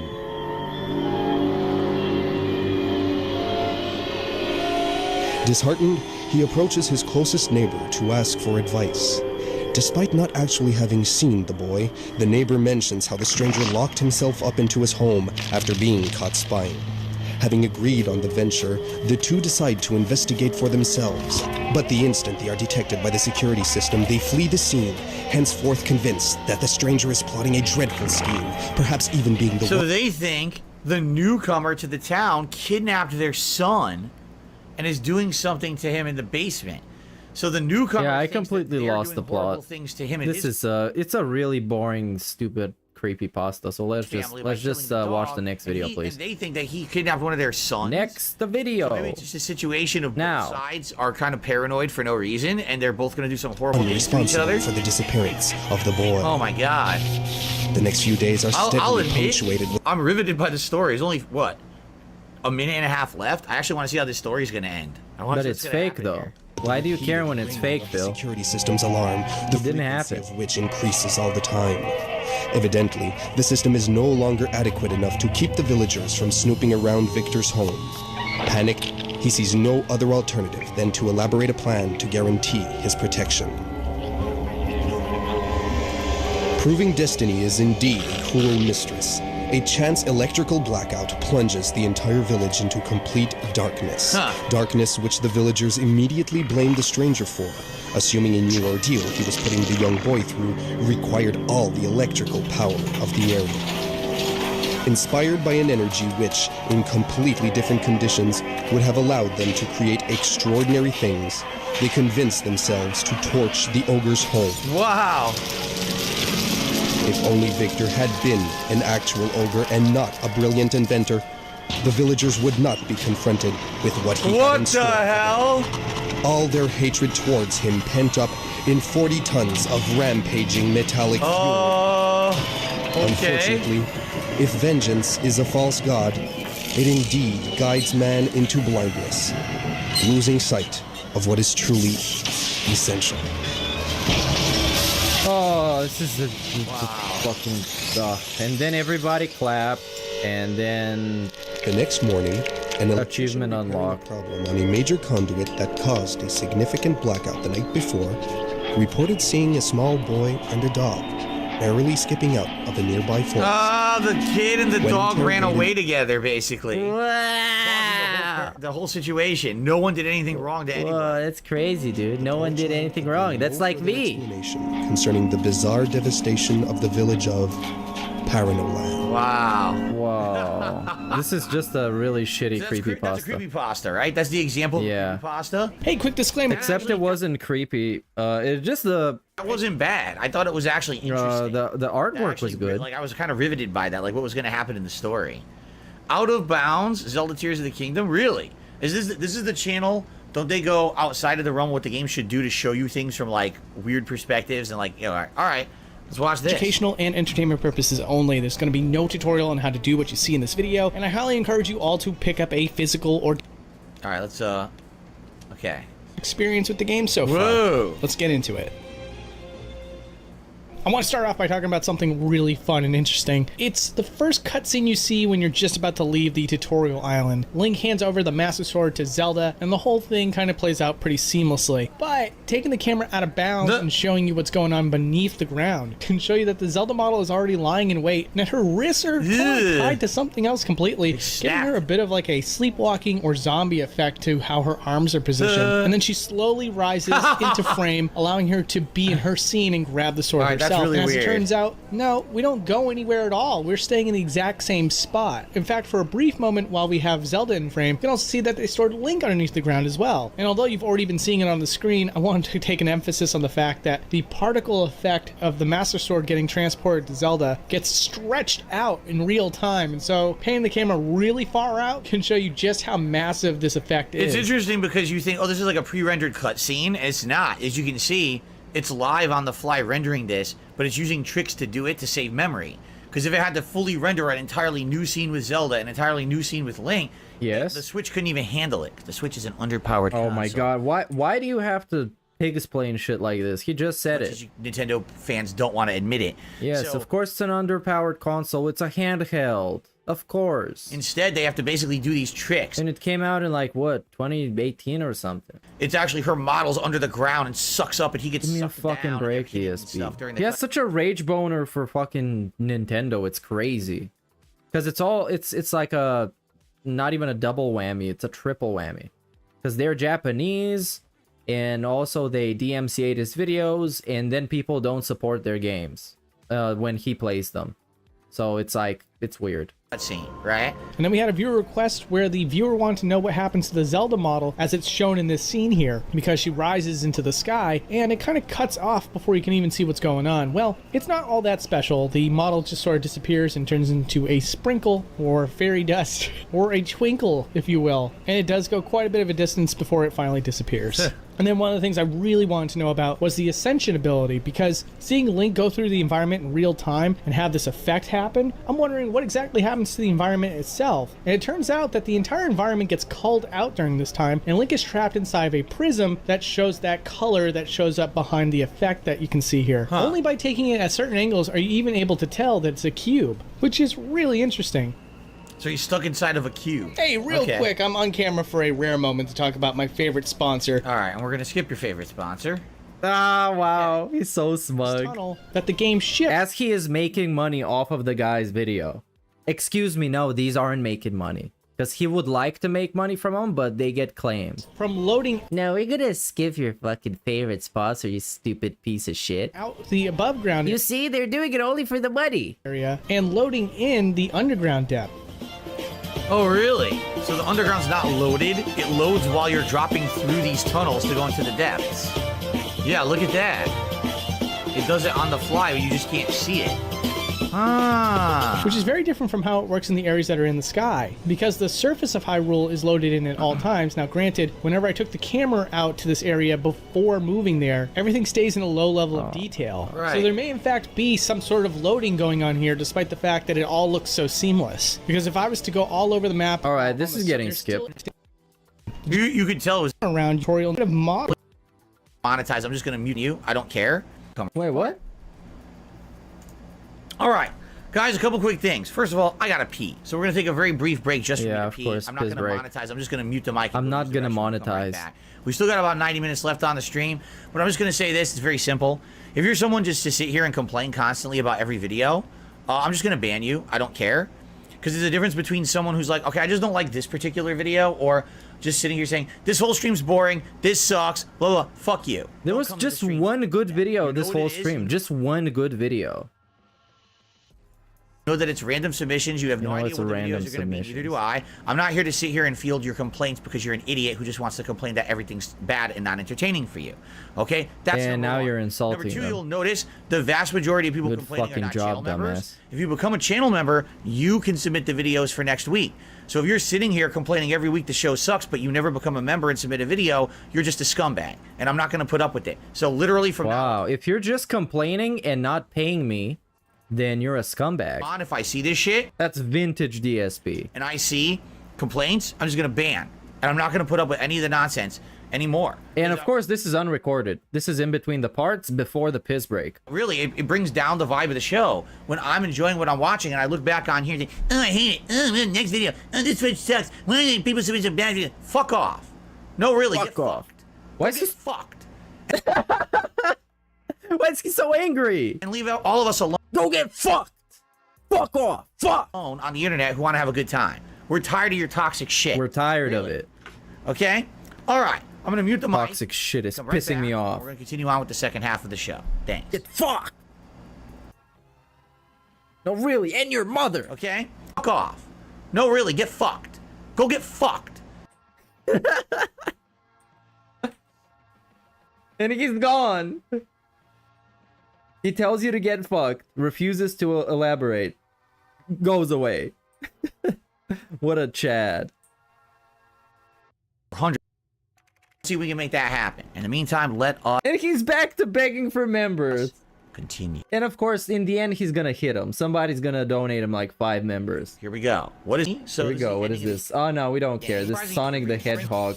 And it's a what? It's like a 10-minute video? We're halfway through. Let's see if we can make that happen. In the meantime, Let's not. let us continue. Here we go. What is next? I have no idea. Let's find out. This is Sonic the Hedgehog 2. I recognize it. Sonic the Hedgehog 2 old school, Xbox 360. Yeah, we do not care. Hit. Just getting the skip treatment. That, but okay. And then we get... Oh, this is gonna get claimed. He's not even gonna watch it. This is some trailer for Netflix. In the Name of God, a holy betrayal. This is by some guy that likes Korean movies. Part of something where they feel loved. And if that was a documentary or a drama, right? I have no idea if it's fake or fact. Huh. All right, what's next?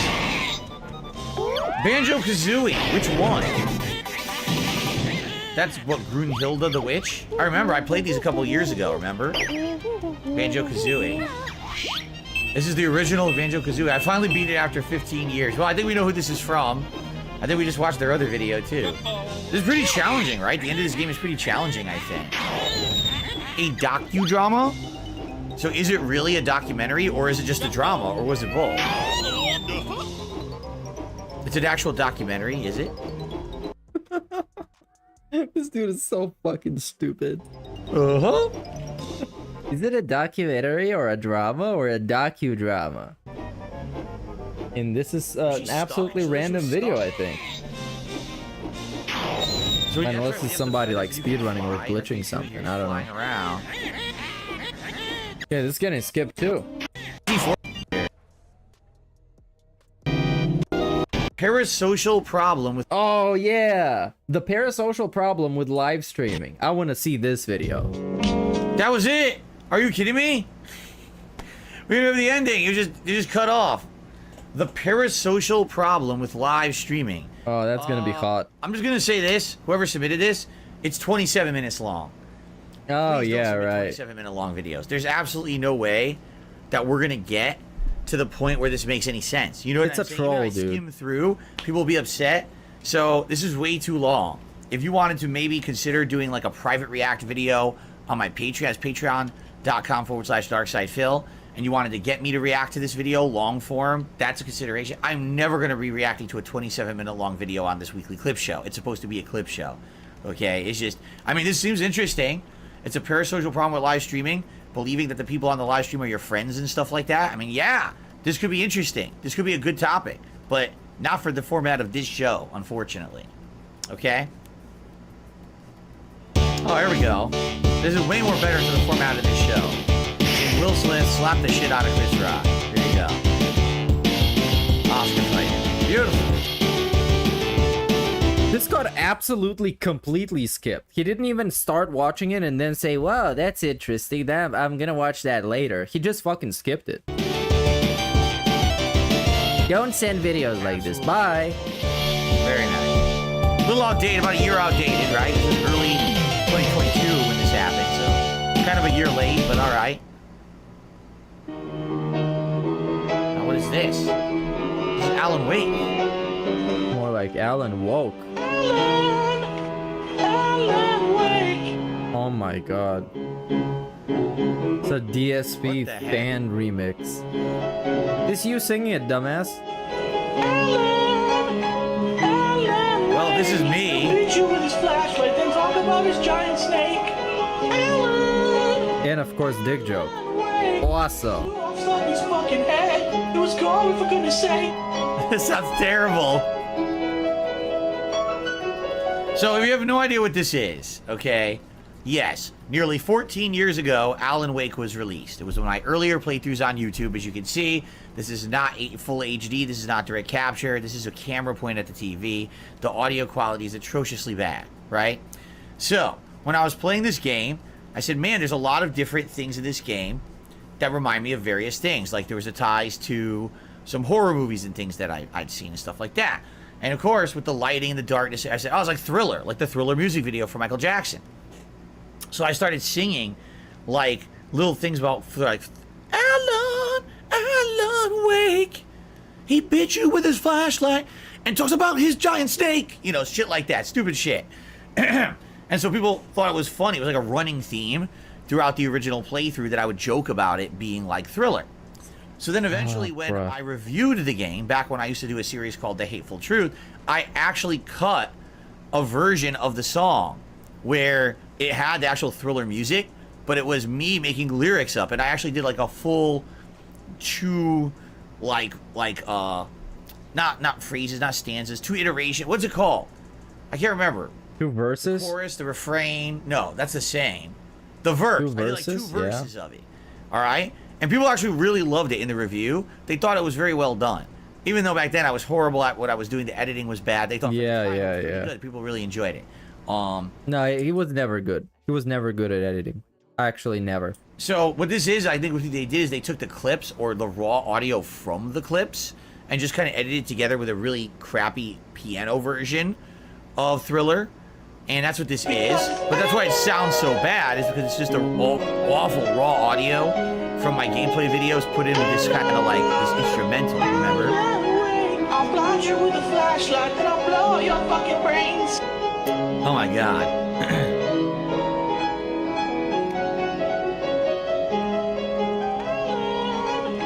It's actually bad. It's actually bad. Oh, really? Really? You don't say. I thought it was really good, dude. It sounds terrible. I can't even listen to it anymore. Okay, thanks for the lore. So I guess this is the whole song. And then we got Some ad? Oh, nice. María Luisa, no te mueras, por favor. So that's how they do it. That's how they really do it?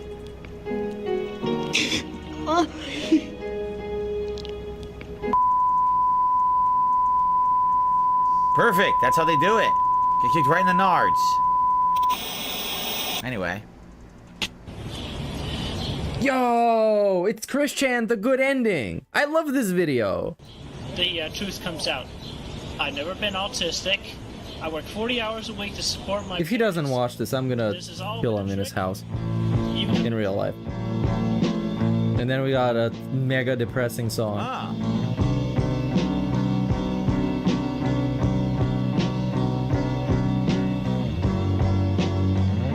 Christian, the good ending, 2 years ago. I wonder, when did he film that clip? Because obviously people know all about this guy, and you know he's messed up past and all the things. His messed up past. He fucked his mom, Phil. He fucked his mom. His messed up past. And because of him that he's done, you know what I mean? The good ending. So they're basically pretending he's like, oh, like the whole thing, all the internet controversy was always a joke, right? This shitty Windows Movie Maker, by the way. Kneeling during the national anthem is not disrespectful, but criticizing someone for exercising their freedom of speech absolutely is. The world, according to this guy again. This oh was the my guy who god! was trying to talk about credit cards versus debit cards a couple weeks ago.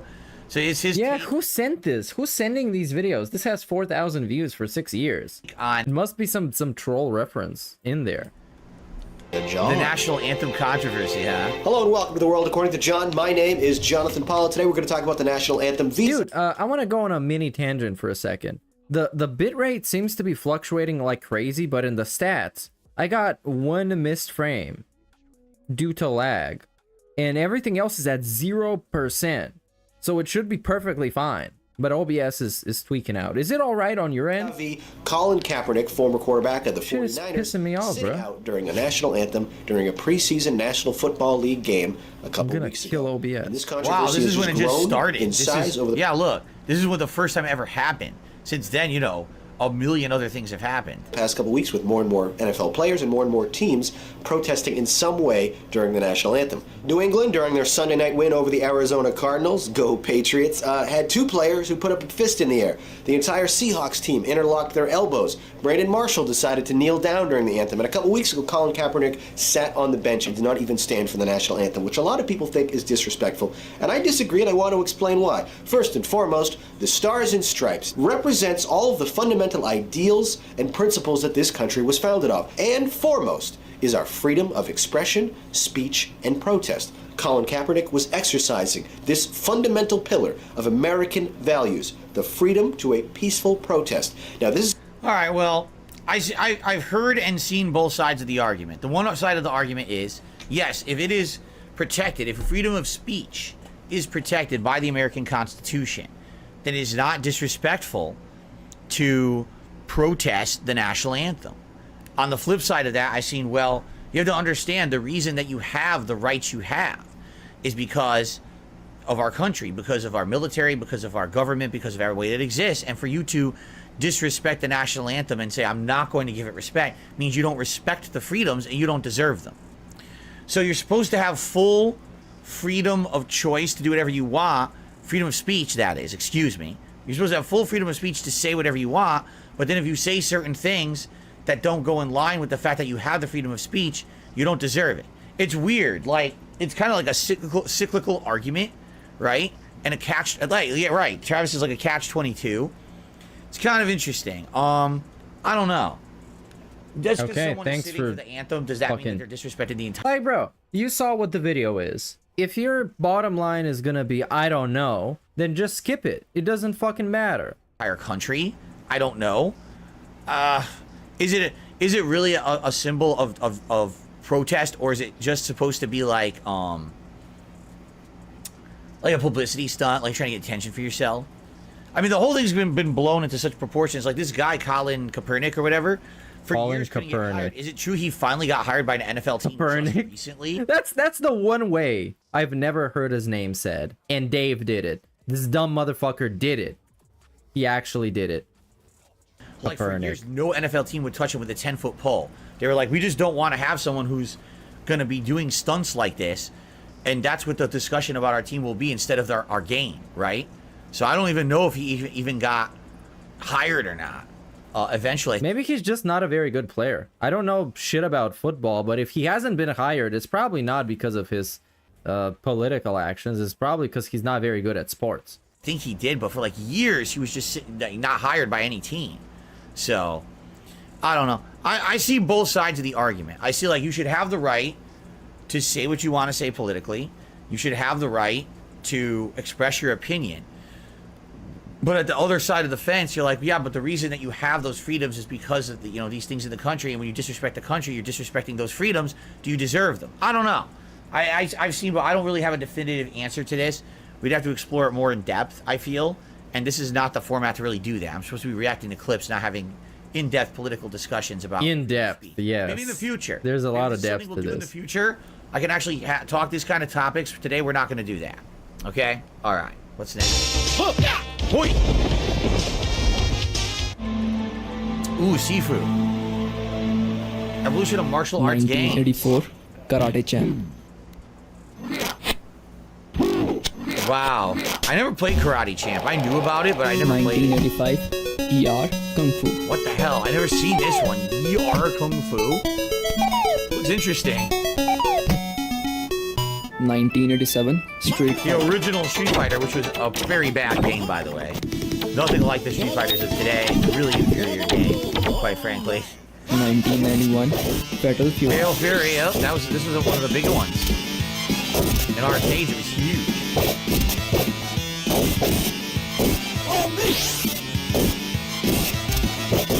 1991 Street Fighter 2. Man, we even got a foreigner accent. Nice. He couldn't help himself. We had to get the Indian accent. 1992 Art of Fighting, which is another franchise who made Fatal Fury. I love donating so DSP can react to my video and say I don't know, I don't want to talk about it. Yeah, right? Yeah, you should keep throwing those nice quality videos out there. Because we all love this. This is what makes the clip show great. Is when the guy who's reacting just tells you he doesn't know stuff and he doesn't want to watch stuff. Big ups Anonymous. The dramatic close-up every time that they attack. The camera would pan in and close up. 1992 Mortal Kombat. Mortal Kombat, of course. This is a home version. This is not the arcade version. Arcade version was different. I don't know which version this is. One of the home versions. Oh, the first fatality ever. 1993 Fighters history. Ding dong there. What? Oh, you dead. We got a ding dong die? About a rose. Bro, come on, man. Yeah, the video's stuttering, but I don't know what to do at the moment. I lowered the bitrate, and shit is still ass. This is hilarious just for this. I probably have too much video going on, and it's having a problem sending all of it out. Sound effects, the gameplay is terrible. 1993 Let me see if I turn off the webcam. Look at this. It's probably not gonna change anything, but let's try. Virtual Fighter, the first ever true polygonal. But yeah, we got a random ding dong die Chicky Chang Wang segment out of nowhere. Fighting game. Oh, ding dong die. Pork fried rice. Desired. It really was a floating, wonky fighting game back then. You see, it was all mocap. You know, this was all 1994 mocap. Samurai Showdown 2. Oh, they're showing Samurai Showdown 2. Another one that was very gory. You chop people, blood was squirting out of them and stuff. You chop them in half to end of the round. Look at that. You know what this stuff is super. 1994 Killer Instinct, the game that looked like it was 3D, it wasn't. It was actually 2D rendered sprites of 3D models. So people were blown away thinking, oh, these graphics are so much better than everything else. But in reality, it was the same kind of graphics as every other game. 1995 All over Mortal Kombat 3. Kombat This is like the epitome of classic MK. It's such a good game. The run button really made the game so much better. You could use giant combos anywhere on the screen. It was really neat. I really liked Ultimate MK3. Stuttering video. Where is the Meerkat Beg segment for a new PC? I think it might be the capture card. Even though yesterday it was doing the same shit without anything. I don't know. Might just be the internet right now. World Heroes. I'll try figuring it out after the stream because I'm gonna go for another like half an hour anyways. There's another series that was alongside everything else. This is the best, the best version of the game with supers, everything. 1996. Oh, I forgot all about Tobal number 1. This is a Square Enix fighting game with art from Akira Toriyama. All right, awesome. This gets a skip, but it also gets a ding dong die. So I guess that's something. Shifu and Street Fighter 6. The audience you've been. All right, guys. Continue on. Oh, thank you to do those we get a chilling begging today. segment? Last hour coming up. I probably he didn't get any new members now. Before I actually forget about it,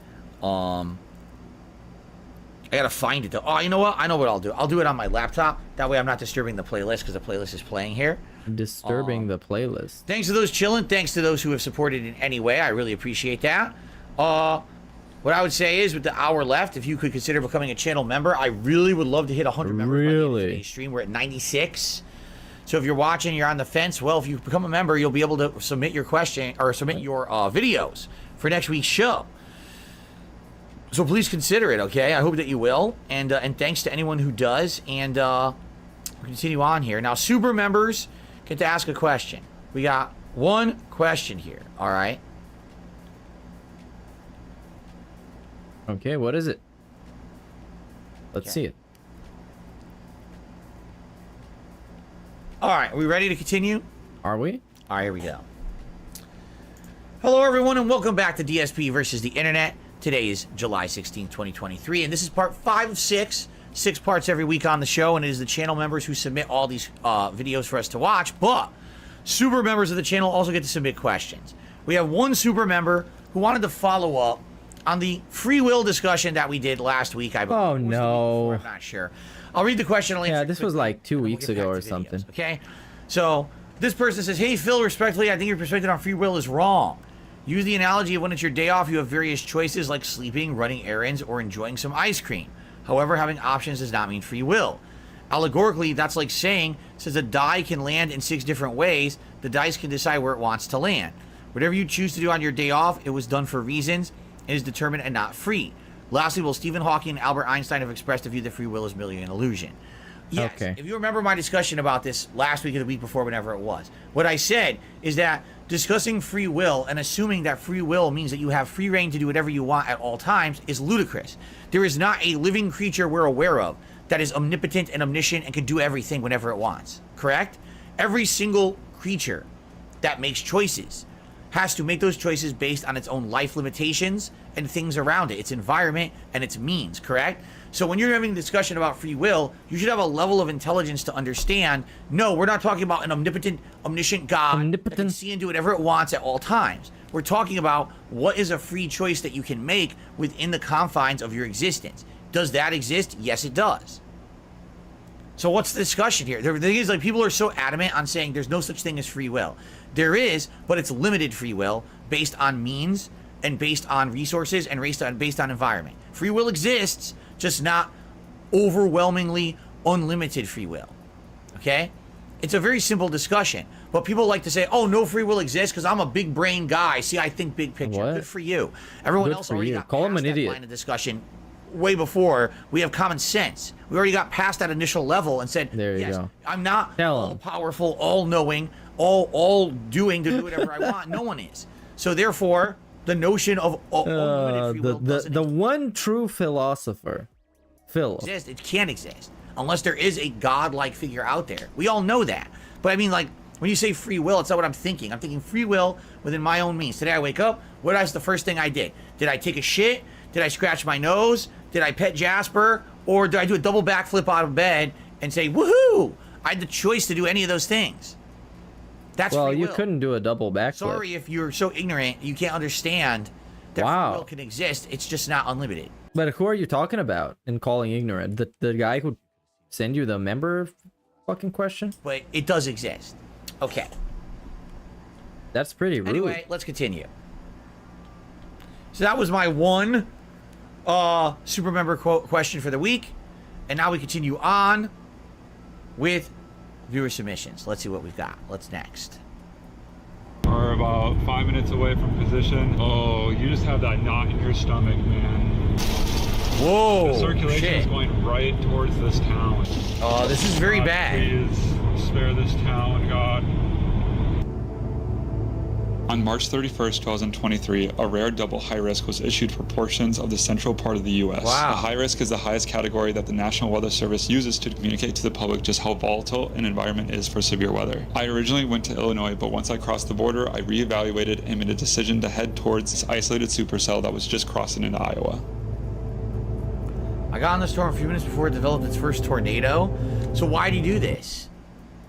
He's a storm chaser? He's apparently a storm chaser. Look, 2.3 million views. I mean, this is incredibly dangerous, no? I hope that he has, like, training and or true safety. You know what I mean? Like, I don't want this guy just going around making videos to get clicks on YouTube. I certainly hope that this guy knows what he's doing. Bro, he obviously has passion for what he's doing. Stop making everything about how everybody just wants to profit off of everything. People like stuff sometimes. I know he's not like that, but people are like that. Look at that inflow tail going right into the storm right Dude, I hope he's not doing something for clout. The whole thing's rotating. That's gonna be a tornado. Yep. Yep. That tornado looks like a tornado, guys. The floor is made out of floor. Wow. I need to get ahead of this thing. This thing's booking. Pretty crazy, am I right? Wow. A tornado on the ground. Beautiful tornado. And since they're in the Midwest, everything's flat. They can actually see it. No buildings and shit in the way. They can actually see it fully. Look at that. Damn, that thing's huge. Holy crap. Huge and dangerous as shit.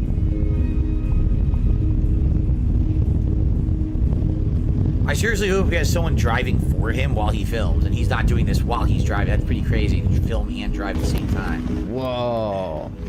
Yeah, that would be pretty crazy. It's huge. If you filmed and drive at the same time. But it looks like he has like an installed camera on the car. He's not holding the camera. It's like a GoPro. Like a big style GoPro. Come up on this thing. Oh my gosh! Look how fast it's spinning. Because it's huge. You have to understand, even though it looks slow, it's not. That's moving at incredible speed. All right, there it is right there. They're getting even closer. This guy's insane to get this close to it, man. Yeesh. Absolutely incredible!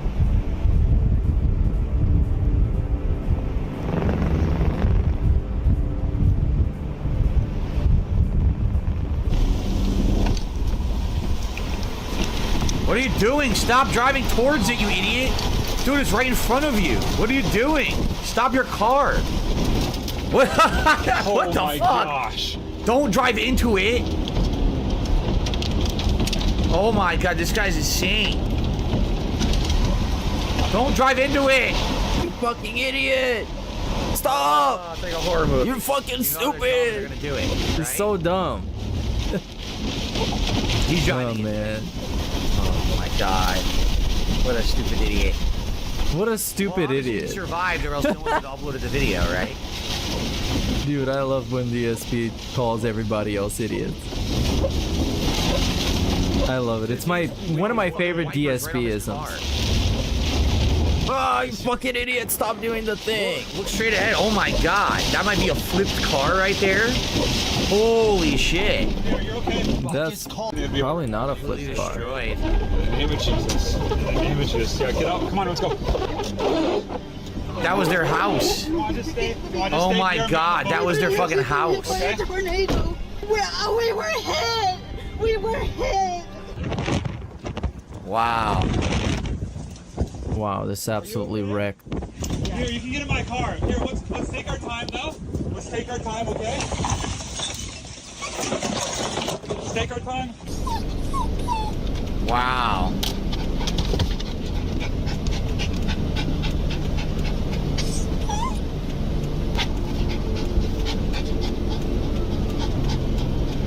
Well, here, you can come right here in the back. We'll have it right in the back seat, yeah. Oh, God. I'm just glad you got your Scary shit. Scary shit, man. At least he was able to help people, right? That's nice. Did you get hit in the head? Yes. Okay, let's skip to the next one. So the tornado obviously fucked up We've never seen the full anything like house. that on DSP Reacts. Yeah, have we? Like, I feel like I was there. That was crazy. Wow, that was super right. immersive. Thanks for watching, everyone. On to the next. Holy shit. Can't believe you're coming all the way back to the scene of the crime for a dog-eared book. It's a signed first edition. And just so you know, if Russell expects certain favours in exchange for its return, I'll be happy to turn a blind eye. Oh, lovely. That's great. To get back your humorous paperback, I have to go back to my life in sex traffic. But that's fine by you. So you're gonna say this is too British for him. This is also gonna get acclaimed, right? We just happened to be passing. We wanted. But he doesn't know yet. I'm not interested in He's about to talking find you, out soon. Not after this. But I didn't do that. Sure you didn't. You're pathetic. All right, that's enough. I have no idea what this is. Yeah, it's too British for him. Fucking cool what that was. Okay, so I have one more ultimate foe. Oh my god! Oh, this is getting a mega skip. Goku! I'm from the future. My name is. This is like Project 7 on crystal meth. I'm that guy's son. Huh? Also, you're dead. Huh? I mean, in the future. Oh, okay. Heart disease. Here's an antidote for whenever that pops up. By the way, in 3 years, evil androids are gonna destroy everything. I just came to warn you. Okay, bye. Look, it's the android. I got this.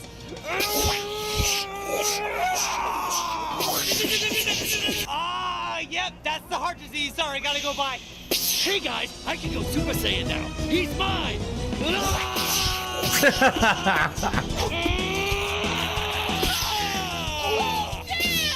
This looks like a lot of fun to film. This looks like way more fun than any of them had during Project 7. These aren't even the right androids. Yeah. This is Project 7 if they actually had fun and enjoyed making it. Yeah, I'm Dr. Giro or whatever, and I'm gonna go get the real androids right now. Bye.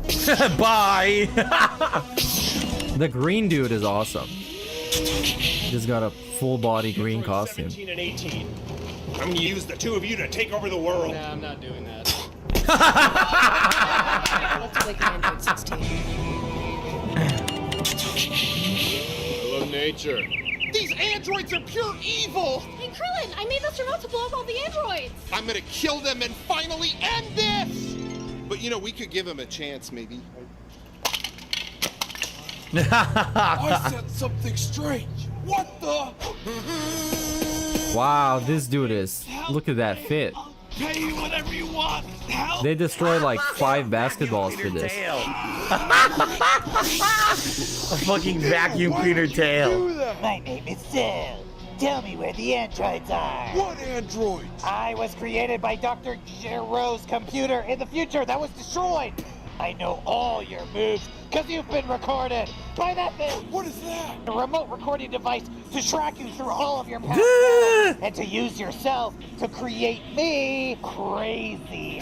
You have all of our powers? Yep. I stole Trunks' time machine from that era and came to this timeline so I can absorb the androids and become perfect. Not if I kick your butt. Wow. I want whatever they're having. Even worse, they've Cell coming. He's stronger than all of us. This is a lot of fun. Cell! Cell? I love nature. I will not be absorbed. It's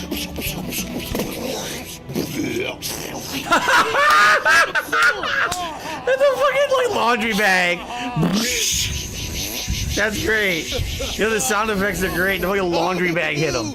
We step closer to perfection. What? I took the antidote for my heart disease. Okay. And I'm gonna fight you. Alright. Alright. But I need one more day to get ready. Okay, that's fine. Okay, thanks. Whoosh. Yeah, I'll kill him myself.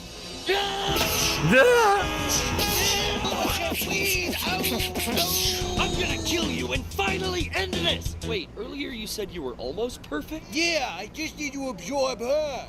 Oh, okay, yeah, go for it. Oh, come on!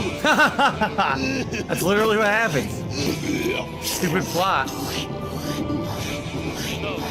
Wow, he literally sucked her, dude. She got sucked. She got the big suck. Alright, this is giving me, like, a lot of stuff. Watch more for yourself. Let's continue. Yeah, go watch more for yourself, fucking idiots. Is Kingsfield.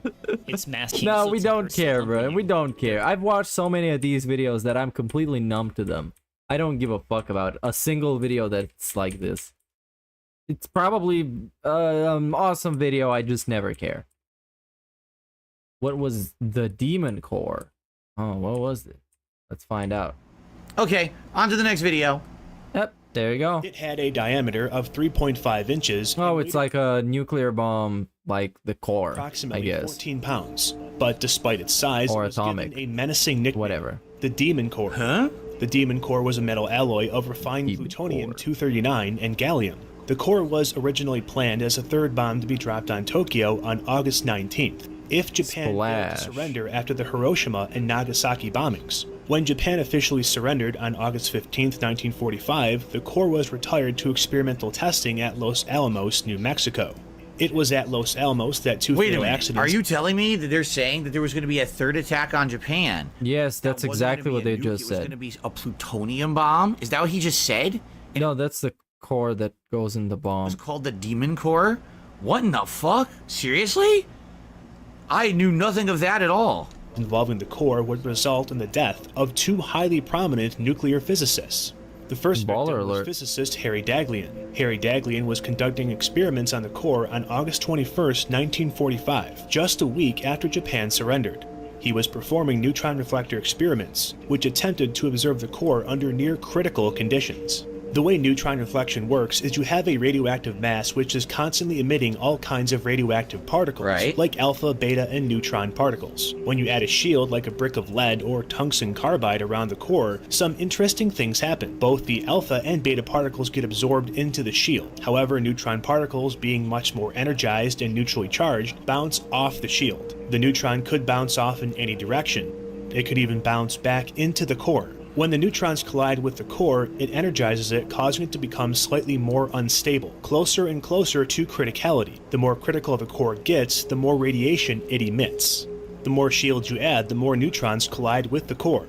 At some point, you end up placing so much shielding around the core that enough neutrons collide back into it, causing it to go supercritical. This image is a recreation of the experiment It Harry goes Daghlian moist was critical. performing. These are the Very tungsten bad when it carbide bricks happens. he was using to reflect neutrons back at the core to observe criticality. So it's actually safer to leave it unshielded than shielded, because when you make it shielded, it becomes more critical. It can explode. Oh, God. He gradually set up a stack of bricks around the core, with each brick bringing the core one step closer to criticality.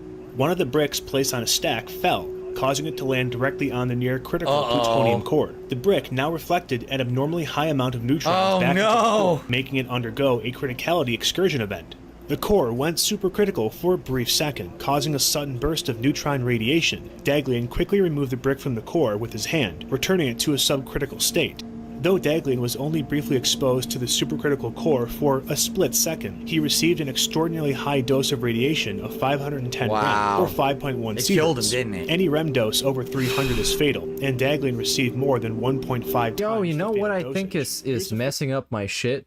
That I plugged my Ethernet cable into a USB hub, and that hub is hot as fuck. So maybe that's messing something up, you know? I'm trying to figure it out. Just 9 days later. Wow. By the way, Because this before I is not started using the hub, it never happened. its skin. falling off Daglian's hand due to massive cell damage, a common symptom of acute radiation exposure. Now watch this. Daglian received the lethal dose on August 21st, 1945, and perished on September as a security guard and Army Private Robert Hemmerly. Hemmerly was about 10 feet away from the core and received a much less severe dose of 8 rem, or 0.08 sieverts. Due to a much lower dose, he would later die from leukemia at the age of 62. Wow, are they saying that's why he got leukemia? Nonetheless, the Demon Core claimed its first victim, and there was more to come. The second incident occurred on May 21st, 1946. Physicist Louis Slotin, who had worked on the Manhattan Project, was also testing criticality experiments on the plutonium core. But this time, instead of tungsten carbide bricks, the reflector was 2 half spheres of beryllium that were placed around the core. In the experiment, the core was placed in 1 half sphere, so while again, the other would what they're saying is if the core is kind of just left alone, it's okay. But it's when you start putting the shielding on it, that's when it becomes insanely dangerous. Because he showed him holding it right there, and it was fine. Huh. Rise and fall on top. I don't know, bro. I completely lost the plot. As the top sphere moved up and I'm down. only gonna watch This Oppenheimer. procedure had That's an all I even need to know smaller about margin of error bombs. than the tungsten carbide brick experiment. The spheres had to come within millimeters of each other, but could not touch. If they would, even for a split second, the core would go full supercritical.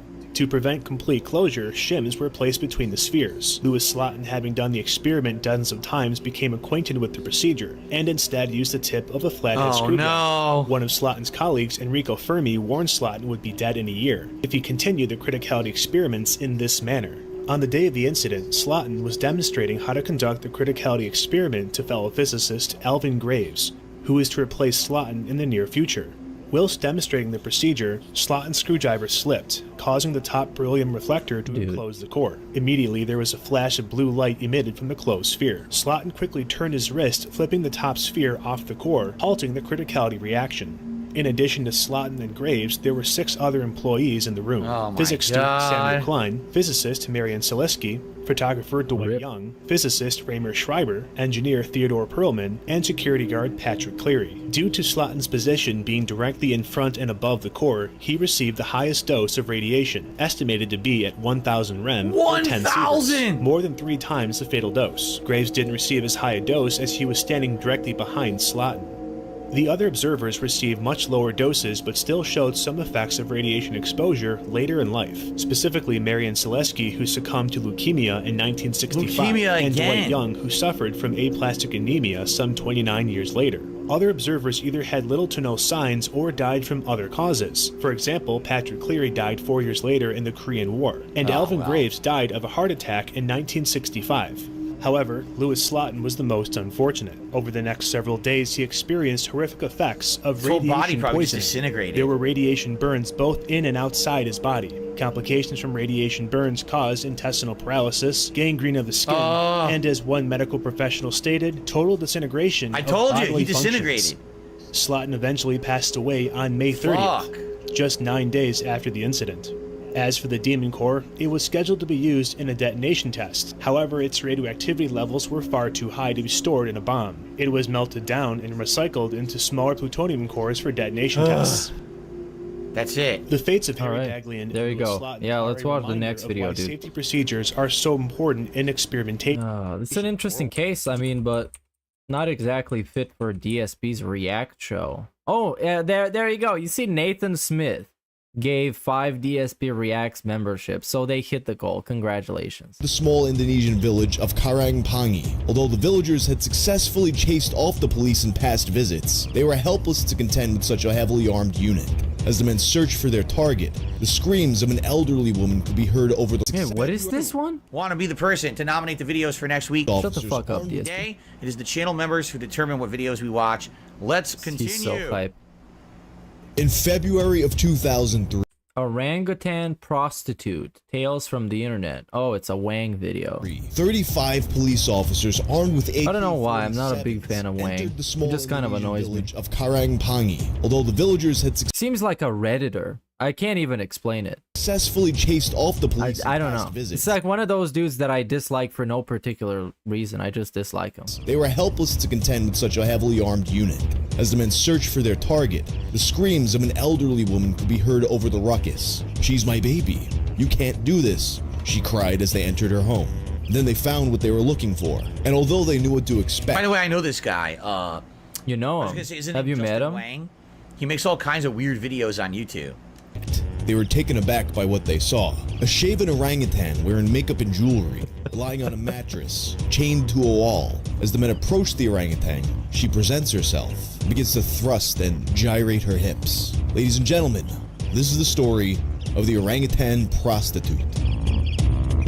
All right, well, Okay, this is getting I've seen skipped. enough. I'm serious. Yep, I me have too. no desire to watch any more about this story. He's gonna get horny. I believe it's true. I know humanity's fucked up. I 1,000,000% believe this is a real story. Thank you, Justin Wang, for bringing this story to me. Let's move on. Thanks, Justin. Question for you. What's heavier? Oh my god. Or a kilogram?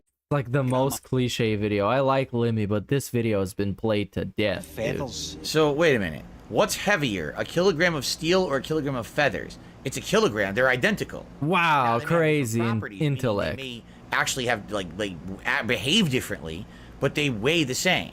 Correct? Yes. Okay, so let's see what happens here.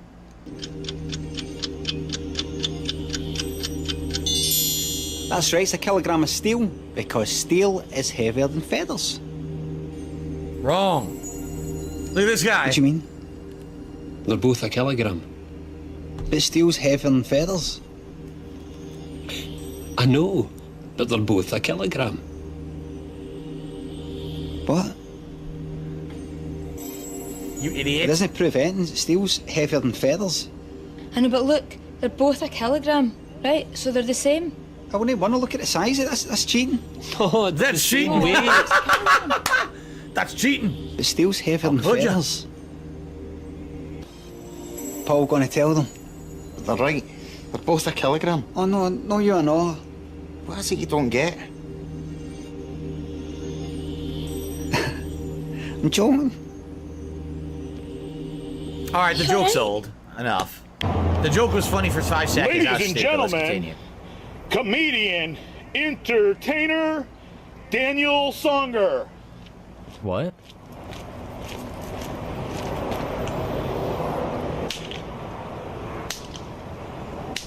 If it was a woman, this would have been skipped.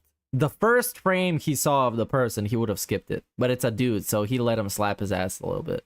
I feel like the vibe of the show has changed all of a sudden. Like, we were on, like, a pattern of, like, intellectual exploration.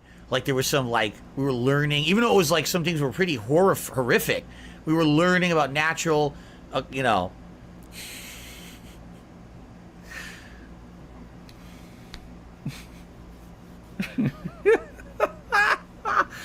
Thus is the nature of the randomly ordered playlist. You never know what you're going to watch. We actually watched a series of quite interesting videos. Yeah, dude, we got it. And now you've seen a dude slap his ass. I get it. You gotta explain literally everything that's happening.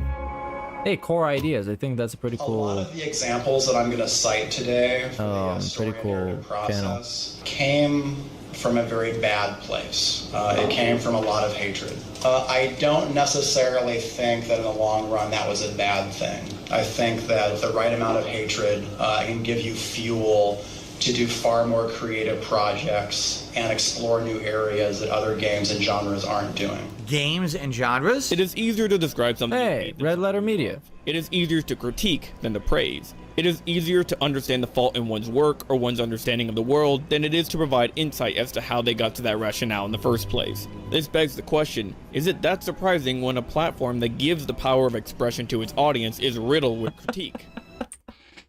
Oh, dude, come on. Videos on this is a troll video. YouTube tearing down art. Or like some actual dick rider video. Definitely no shortage. Hey, Phil, here's an explanation why people dislike you. Of curious onlookers. Taking your passion and turning it because that makes more money. Of the Sith in Star Wars. And what irony that is, seeing as the most elegantly written Star Wars game spawned from this notion. One, it itself critiques. I am of course talking about Knights of the Old Republic 2.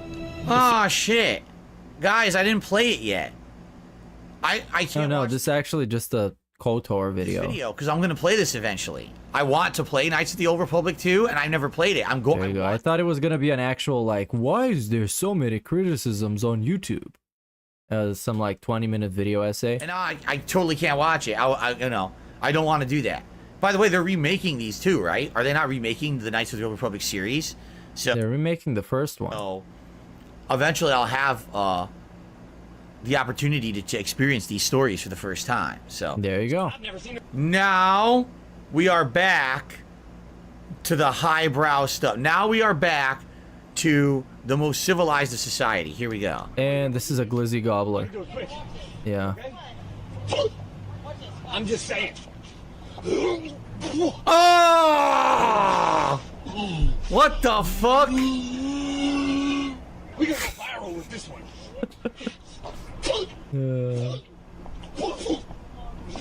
This is the meth head at the gas station trying to convince me to give him like a $5. Look, I can fucking swallow all of these glizzies.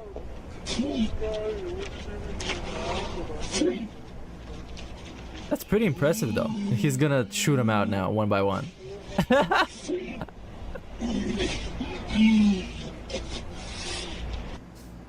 Damn. That was it. Oh my god. Awesome. And now we got a Mega Man video that's instantly a skip for me because I don't care about this shit. I don't even know what kind of person would send him a video like this. Damn, it's a long one.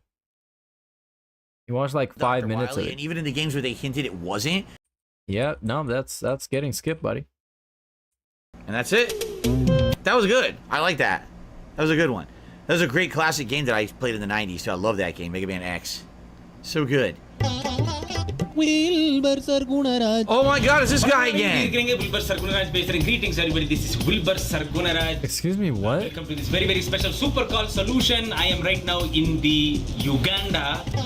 How to use the African pit latrine. Last week we learned how to use the Indian latrine. Now we're gonna learn how to use the potty in Africa. Here we go. And I am in the Africa. Standing beside me is a very, very first class citizen, Madam Mulunji. Yes. How are you doing? How are you? Nice to meet you. Nice to meet you. Today is World Uganda rocks, bro. What is it? World Toilet Day. That's amazing. Uganda is badass. Amazing. Today is the World Toilet Day. We are going to make a World Toilet Day. There you go. It's Diarrhea Day, dog. The African. What is this? So how different is this? Suck my ass. On Diarrhea Day, dog. So this is what is this? This is like a cement slab type of thing. Yes. In the village, it would be like mud. Can we see it? Yes. So this is a very, very high class kind of. This is a high class one. The real one's in mud. Oh my god. This is a first class pit latrine because it is made out of the brick and the cement. Yes. So first of all, you are going to show me. I mean, you won't show me, but I will go inside. But so first of all, you have to enter the latrine, the pit latrine. Okay, so but there is no door. You cannot lock the door. No privacy at all. So the door is broken. Oh, that's the door. Okay. It's not on it. So I entered the latrine. Look at the hole. There is a hole. You can see the hole. Very, very Oh small. my god, it's literally Like, just a fucking hole. There's nothing in there. You have to Just shit in there. So if you're a man, Yes. Uh, So you walk in like you walked in. okay, I stand and I try to aim for the hole. You can stand in any direction. So Do you really need a tutorial for this? Isn't it kind of common sense? standing. Okay. The point is, So I can stand like this as well and if you feel like you can aim right. okay. And why? So that is number Why would you get pissing advice for a man from a woman? one. What about the women? If you are a woman, what do you do? How do you use the latrine, the pit latrine? So small hole. Do you have to like squat like this? Yes, you squat like that, and you also aim for the. Women as well, you have to aim for the hole, the rectangle. Very Like a fucking small. game.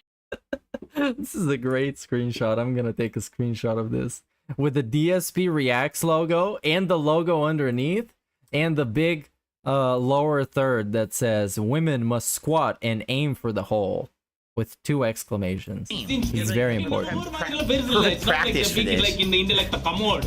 It's a very, very small rectangular place. Okay. So the women, Yeah, we're finished with this. because it's the same. It's the same. And it also says squat, okay? Sure that you squat. So I'm going to squat. This is the correct way. This way, not this way. And do not sit in the incorrect position. That is very important. Why? Because it's the same If size. you can't really see, you might be able to, depending. And someone might come through the door. And it's a scat video, so he's gonna watch the whole thing. And then you It's literally people pretending to be pooping in a toilet. be like, oh, sir, Just in case, I think the urine goes and it can go back. Oh, a little and then icy, a after you little do your depression business, then what? How do you clean? There is no water. So there are different ways you can clean yourself. So traditionally we used to use leaves. Use some fucking leaves. What kind of leaves do you So use? any kind of What kind of leaves?